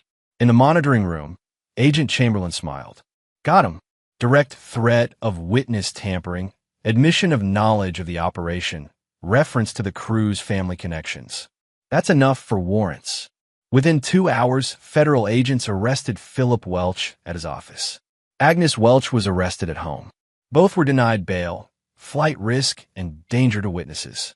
Max watched the news coverage that evening with Owen. The story was everywhere.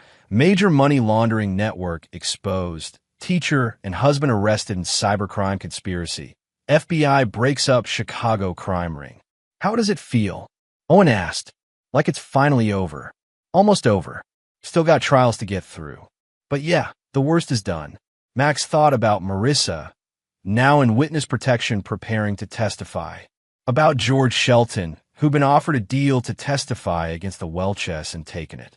About the Welches themselves, facing charges that would put them away for decades. Emma asked about Marissa again today. Max said quietly, "What did you tell her?" That mommy made bad choices, but she's trying to make better ones now. That someday, if mommy proves she's changed, they might be able to see each other again. Supervised visits only, after she serves whatever reduced sentence she gets. Think Marissa will follow through? I don't know, but at least Emma will have the chance to find out. That's more than I wanted to give her yesterday. You're a better man than I would be. I'm not doing it for Marissa. I'm doing it for Emma. Every kid deserves a chance to have two parents, if those parents can be what the kid needs. Owen raised his glass. To being the bigger person, even when it sucks. Max clinked his glass against his brother's. To being the bigger person. But later that night, after Owen left, Max sat alone in his living room and admitted the truth to himself. He didn't feel noble. He didn't feel like the bigger person. He felt angry and betrayed and exhausted. But he also felt something else, determination. The determination to build a better life for Emma out of the ruins of the old one. The determination to protect her from ever being used like Marissa had been used, like he'd been used. The Welches were under arrest. Marissa was cooperating. George Shelton was done.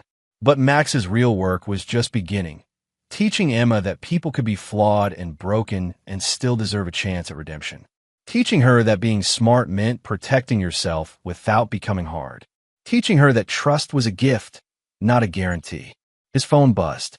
A text from Agent Chamberlain. Preliminary hearing for the Welches is next month. We'll need you to testify. But Max, you did good. Really good. You got justice for yourself and took down people who've hurt a lot of families. Be proud of that. Max looked at the photo of Emma on the mantle, his daughter, smiling, innocent, safe. That's what mattered. Not revenge, not being right, not even justice. Just keeping her safe and teaching her to be better than all of this. He could do that. He would do that. Chapter 9, New Foundations. 3 months later, the trials were over. Philip and Agnes Welch were convicted on multiple counts of money laundering, racketeering, and conspiracy. Both received 25-year sentences. George Shelton, in exchange for his testimony, got 15 years. Marissa, having provided crucial evidence and cooperated fully, received a surprisingly lenient sentence. 5 years with possibility of parole in 3. It wasn't what Max would have chosen, but he understood the calculation. The FBI needed to send a message. Cooperation would be rewarded. And Marissa's testimony had been instrumental in dismantling not just the Welches operation, but connected networks in 3 other states. The divorce was finalized. Max retained full custody of Emma, with provisions for supervised visitation after Marissa served a minimum of 18 months. Tom Schroeder had negotiated it carefully, supervised by court-appointed professionals in neutral locations, with the understanding that any violation would permanently terminate Marissa's parental rights. It's probably more than she deserves, Tom had said during their final meeting. But it's what Emma might need someday. You're giving your daughter options, Max. That's all you can do. Now, Max stood in the lobby of Carpenter Security Solutions, watching workers install new signage. The company had survived, barely. 3 clients had left, spooked by the connection to the Welches operations. But 5 new clients had signed on, impressed by how quickly Max had identified and shut down the breach attempts. Calvin appeared beside him, coffee in hand. Looking good. New name, new contracts, new security protocols. Fresh start. Fresh start, Max agreed. The company wasn't called Carpenter Security Solutions anymore. It was now called Carpenter Stevenson Security, with Calvin as full partner. It felt right. Calvin had been instrumental in exposing the Welches, had put his career on the line to help Max. Speaking of fresh starts, Calvin said carefully, have you thought about what happens when Marissa becomes eligible for visitation? Every day, but I can't control that yet. Right now, I focus on what I can control. Emma's therapy, her stability, making sure she knows she's loved and safe. How is she doing? Better. Still has nightmares sometimes. Still asks questions about why mommy made bad choices. But she's resilient. Kids are tougher than we think. Emma herself appeared from Max's office, where she'd been coloring at his desk while he handled the signage installation. At 5.5, she'd grown taller, more confident. The trauma would always be part of her story, but Max was determined it wouldn't define her story. Daddy, can we get ice cream? Sure, kiddo. Let me finish here and we'll go. Can Uncle Owen come? If he's free, absolutely. Owen arrived 15 minutes later, off-duty and in casual clothes. The 3 of them walked to the ice cream shop 2 blocks from Max's office, a ritual they developed over the past 3 months. Normal, safe, predictable. Got news. Owen said once Emma was absorbed in her chocolate cone. Philip Welch tried to put a hit out on Marissa from prison. Federal marshals intercepted it. He just added another 10 years to his sentence. Max felt his jaw tighten. Is she safe? She's in witness protection. They moved her to a different facility under a different name. She's secure. Owen studied his brother. You still care about her safety after everything? I care that Emma's mother stays alive. For Emma's sake, not for mine. Fair enough. Owen ate his own ice cream thoughtfully. You ever think about dating again? Moving on? Not yet. Maybe not for a while. Right now, I'm focused on Emma and the business. Everything else can wait. Just don't wait forever. You're young, Max. You deserve to be happy. I'm happy. Different than I thought I'd be, but happy. Max watched Emma playing in the small playground attached to the ice cream shop. I have my daughter. I have a company that's stronger than it was before. I have my brother. That's enough.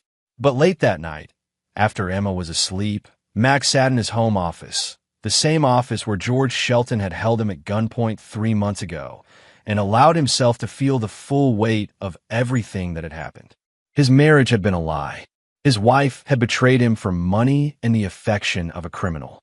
He'd been used, manipulated, targeted by people who'd seen him as nothing more than a resource to exploit. But he'd survived. More than survived, he'd fought back.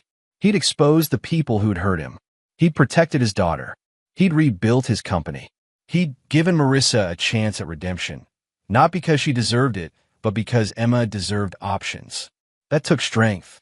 It took being smart, calculating, willing to use every resource at his disposal. His father would have been proud. Owen was proud. Even Agent Chamberlain had called him impressively ruthless in the best way during her final debrief. Max opened his laptop, pulling up the file of evidence Calvin had compiled during the investigation.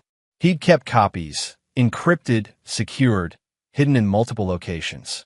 Insurance, in case the Welches had connections he hadn't discovered yet. In case Marissa changed her mind about cooperating. In case anyone tried to hurt his daughter again.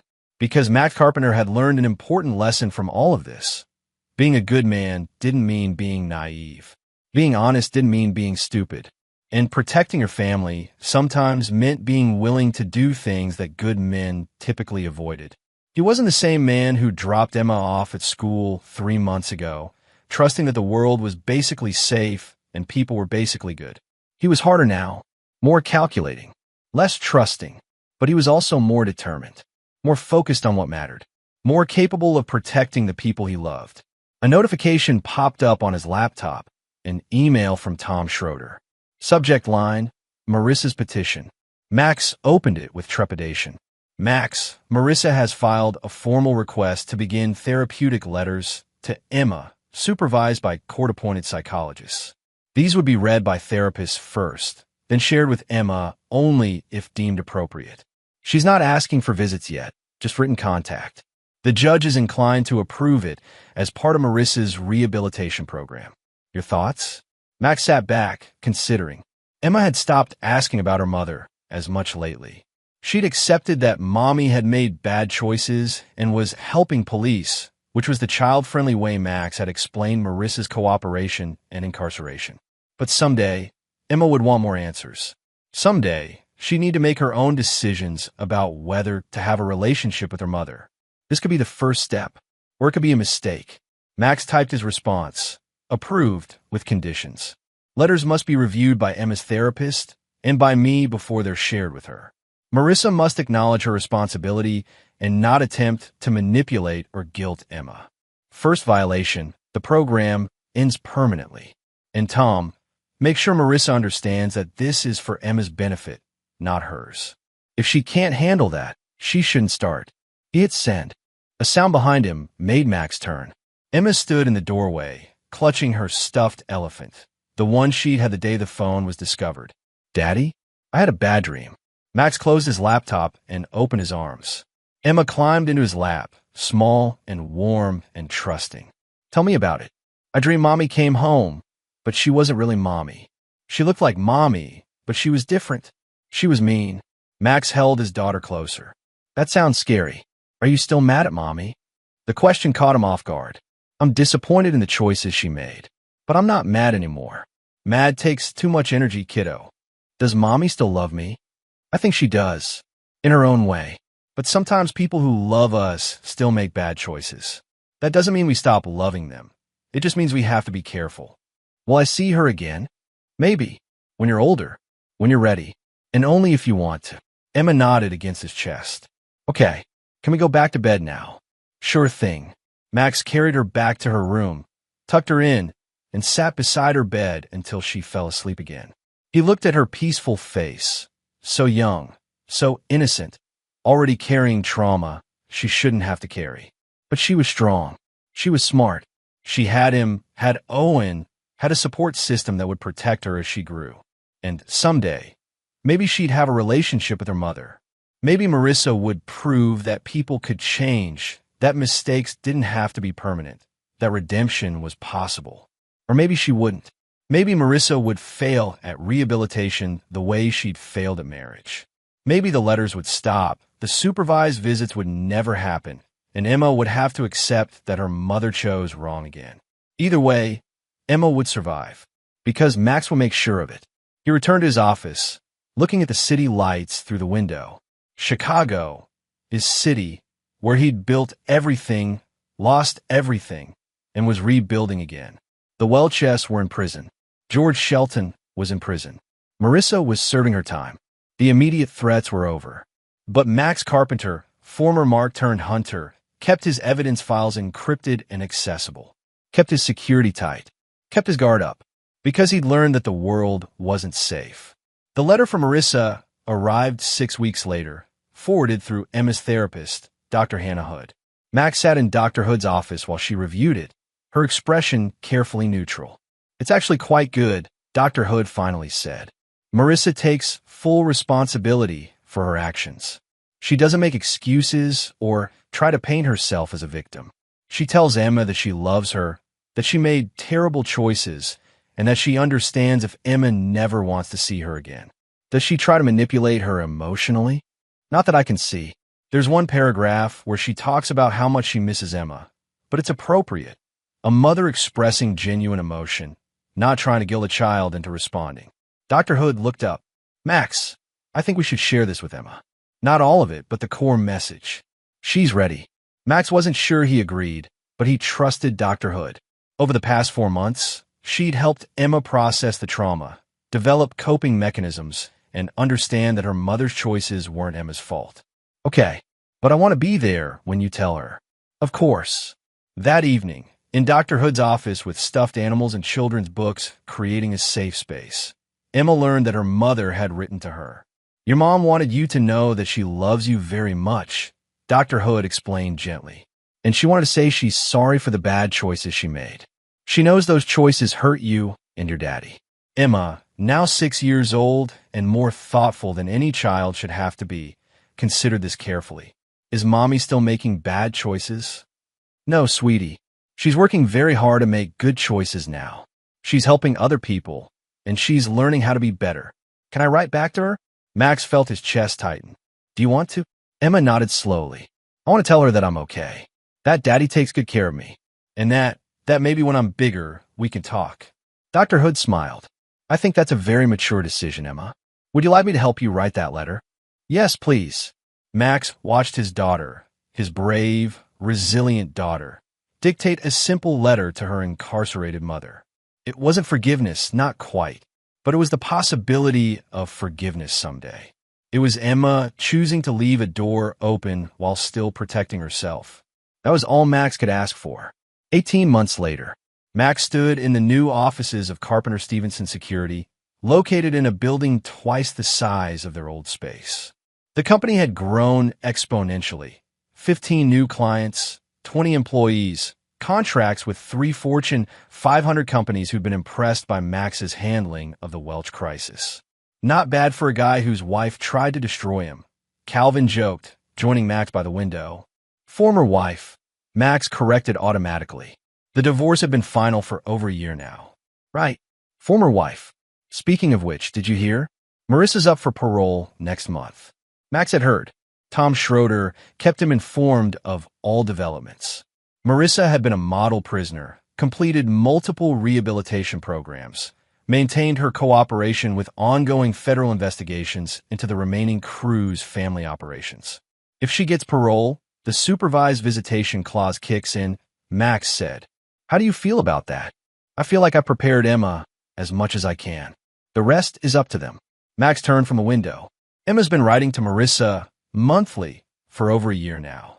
Small letters, talking about school and friends and Uncle Owen. Never about me, never about what happened. Just connecting. It's helped her. And has it helped Marissa? I don't know. I hope so. For Emma's sake. His phone rang. Owen, calling during his lunch break. Hey, you busy tonight? Just the usual.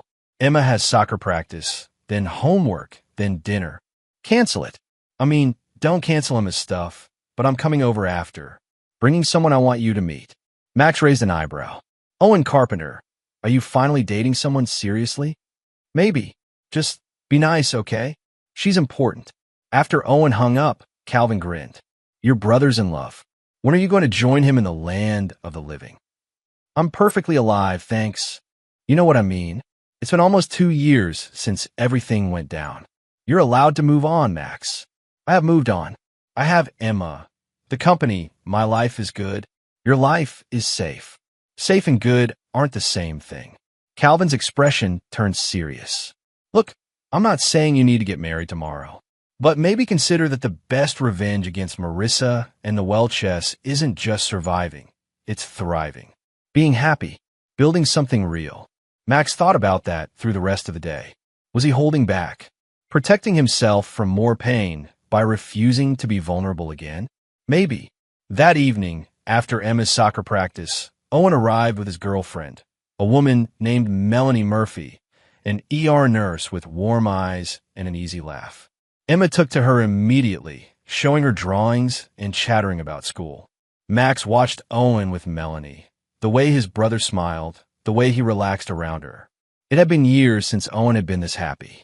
She's great, Max told Owen while Melanie played a board game with Emma. She is. And Max. Owen lowered his voice. She knows everything. About Marissa, about the Welches, all of it. I didn't want secrets between us. She's still here. That's really good, Owen. Yeah, Owen studied his brother. You can have that too, when you're ready. Maybe I'm not ready yet. Or maybe you're more ready than you think, and you're just scared. Max didn't have an answer for that. 6 months later, 2 years after the arrest, the supervised visitation center was carefully designed to look non-threatening. Bright colors, comfortable furniture, toys and books scattered around. Max sat in an observation room with a one-way mirror, watching Emma color at a table. Marissa hadn't arrived yet. This would be their first face-to-face meeting since the day she'd been arrested. You don't have to watch. The court-appointed supervisor, a kind woman named Carol McCormick, told Max, you can wait outside. We'll take care of Emma. I need to be here, just in case. In case of what? In case Emma needs me. In case Marissa says something wrong. In case, Max stopped. In case everything I've built for Emma these past 2 years falls apart in the next hour. Carol gave him a sympathetic look. Mr. Carpenter, you've done an incredible job raising Emma. She's smart, well-adjusted, and resilient. Nothing that happens in this room will undo that. But you need to trust her and trust the process. The door opened. Marissa walked in, escorted by her parole officer. Max barely recognized her. The expensive clothes and perfect makeup were gone. In their place was a woman in jeans and a simple sweater, her hair pulled back in a ponytail, minimal makeup. She looked younger somehow, humbler. Emma looked up as her mother entered. For a long moment, neither moved. Then Emma stood, clutching a drawing. Hi, Mommy. Hi, baby girl. Marissa's voice broke. You got so big. I'm 7 now, almost 7.5. I know. I got your letters. Every single one. They meant everything to me. They sat down across from each other, the supervisor nearby, but giving them space. Max watched, his heart in his throat, as his daughter and ex-wife navigated this impossible moment. I brought you a drawing, Emma said, sliding the paper across the table. It's our family. See? There's me and Daddy and Uncle Owen and Uncle Owen's girlfriend, Melanie. Marissa looked at the drawing, and Max could see tears in her eyes. It's beautiful. Can I keep it? Yes. I made it for you. Emma paused. You're not in the picture because you weren't there, but I can make a new one with you in it, if you want. I like that very much. They talked for the next hour, carefully supervised but genuinely. Emma told her mother about school, about soccer, about her friends. Marissa listened, asked appropriate questions, didn't push for more than Emma was willing to give. When the session ended, Marissa stood. "Thank you for coming, Emma. Thank you for giving me a chance. Dr. Hood says everyone deserves a second chance if they try really hard to be better. Are you trying really hard? Every day. I promise. Okay, then I'll see you next month." After Marissa left, Emma came to the observation room where Max waited. She climbed into his lap, still small enough for that, though growing fast. "How was it?" Max asked. "It was okay. She's different than I remembered. Sadder, but nicer too. Is that weird?" "No, baby girl. That's called growth. People can change if they work at it. Like how you changed after mommy left. You used to be sadder. Now you smile more." Max hugged her close. Out of the mouths of babes. "Yeah, like that." 1 year later, 3 years after the arrest, the courtroom was packed for the final hearing in the Welch case, an appeal that had dragged through the system for years. Max sat in the gallery, watching as the appellate judges denied Philip and Agnes Welch's final attempt to overturn their convictions. "The evidence is overwhelming," the lead judge stated. "The defendants orchestrated a sophisticated criminal enterprise that damaged numerous individuals and businesses. The sentences are appropriate and will stand." Max felt the last knot of tension unwind from his shoulders. It was truly over. The Welches would spend the next 2 decades in prison. George Shelton still had 12 years left on his sentence. And Marissa had completed her parole successfully. She'd maintained steady employment in a nonprofit organization, continued her therapy, and never missed a supervised visit with Emma. After 2 years of successful visits, the court had approved unsupervised day visits, though Emma still lived primarily with Max, and Marissa understood that wouldn't change. Max's phone buzzed with a text from Calvin. Heard the appeal was denied.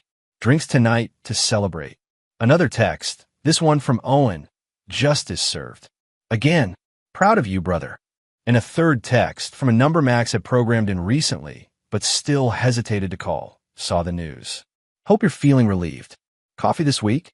Kristen Preston, a cybersecurity consultant Max had met at a conference 6 months ago.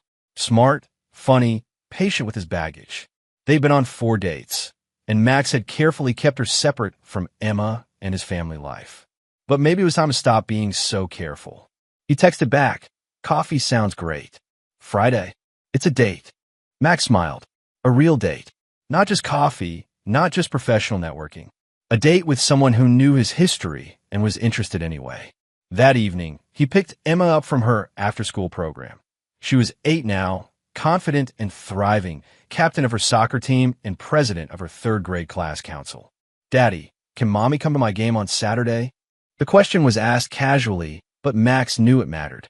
"Do you want her there?" "Yeah. She hasn't seen me play yet, and she said she'd like to." "Then yes. I'll let her know she's invited." "Both my parents at my game," Emma said thoughtfully. "That's going to be weird." "But good weird." "Good weird," Max agreed. Saturday arrived. Max stood on the sideline with the other parents, watching Emma dominate the midfield. Owen was there with Melanie, who'd become a permanent fixture in their lives.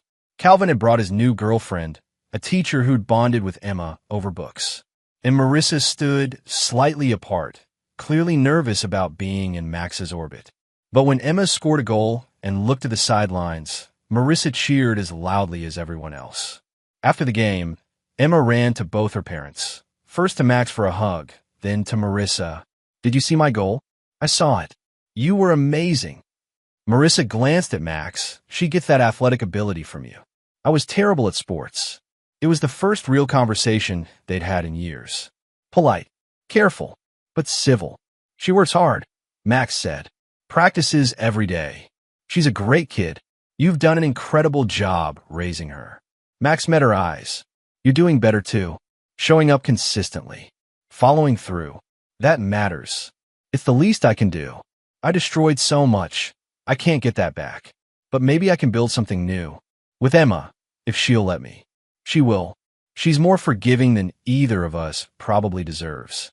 They stood there for a moment, 2 people who'd been married and torn apart, now trying to be functional co-parents for the sake of their daughter. "I heard you're dating someone," Marissa said suddenly. Emma mentioned a woman named Kristen.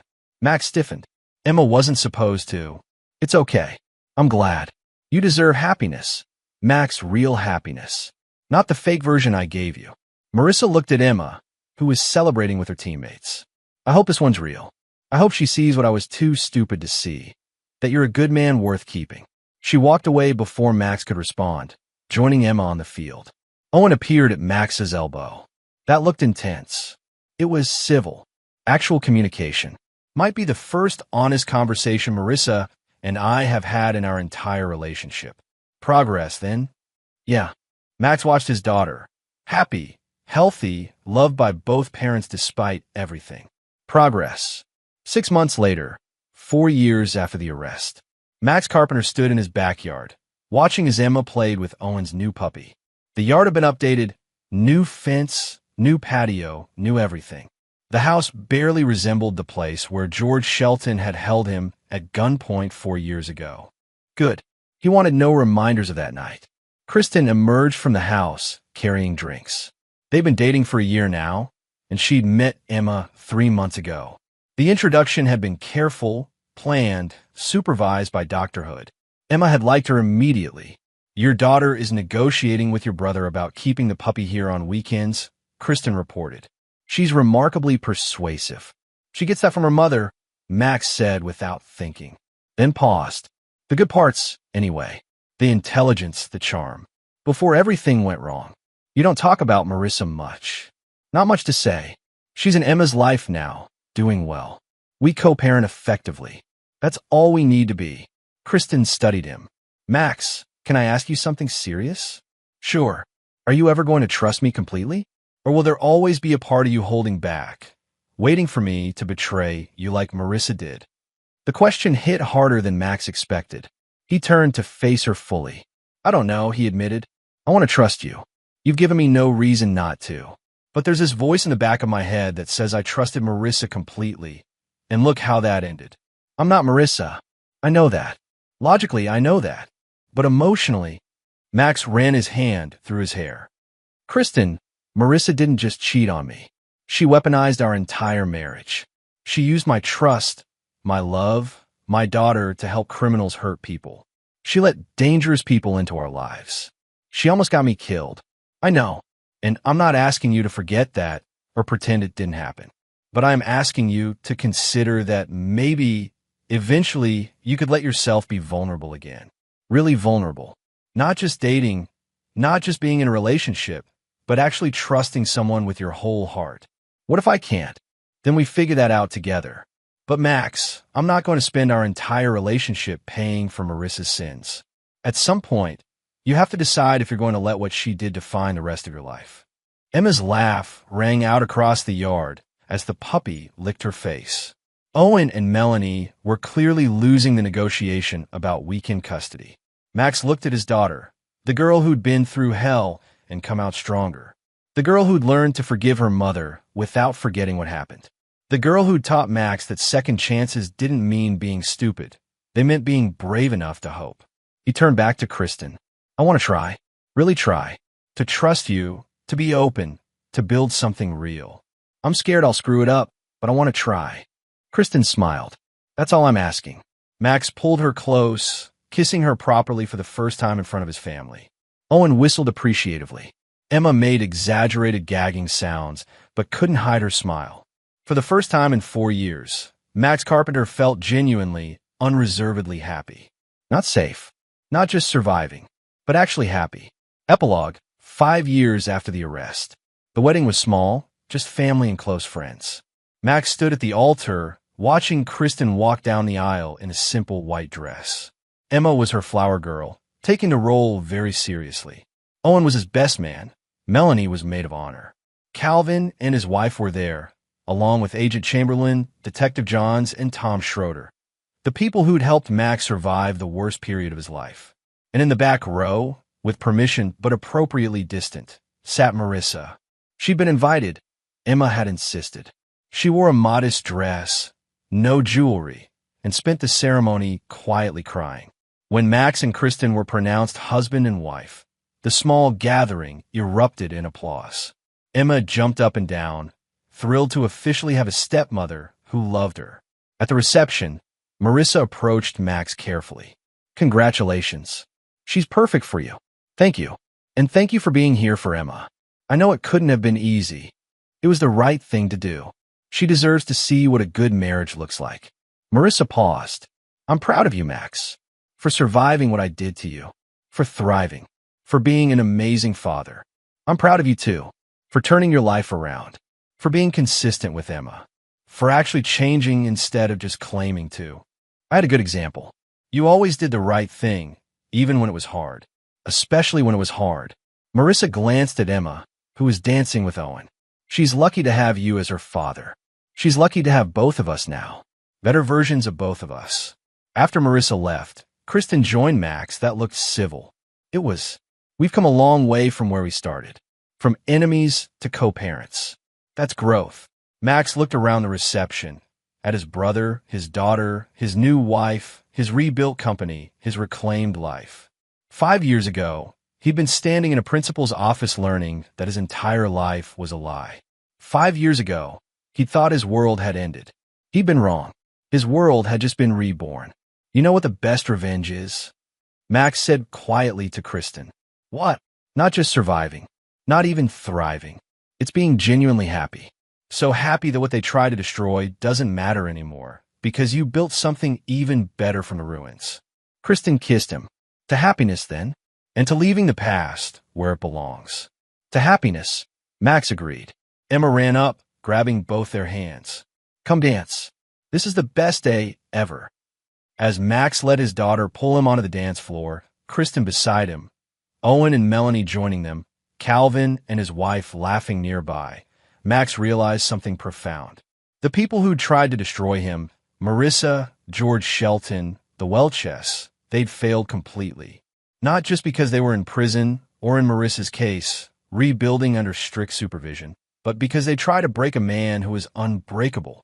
They'd underestimated him, thought he was weak because he was honest, naive because he was trusting, easy to destroy because he was good. They'd learned the hard way that good men weren't weak. They were patient, and when pushed, they fought back with intelligence, determination, and an absolute refusal to give up. Max Carpenter had been tested by fire. He'd lost his marriage, nearly lost his business, been betrayed by the person he trusted most. And he'd come through it stronger, smarter, and happier than he'd ever been. That was the real victory. Not revenge, not punishment, not even justice. Just happiness, hard-earned, well-deserved, unshakable happiness. And as Max danced with his new wife and daughter, surrounded by people who genuinely loved him, he finally let go of the last remnants of pain and anger. He was free, truly, finally free. And for Max Carpenter, that was the best ending of all. And there you have it. Another story comes to an end. What did you think? I'd love to hear your thoughts in the comments below. If you enjoy this story, consider joining our community by subscribing. It means the world to us. For more stories like this one, check out the recommended videos on screen. And I'll see you there.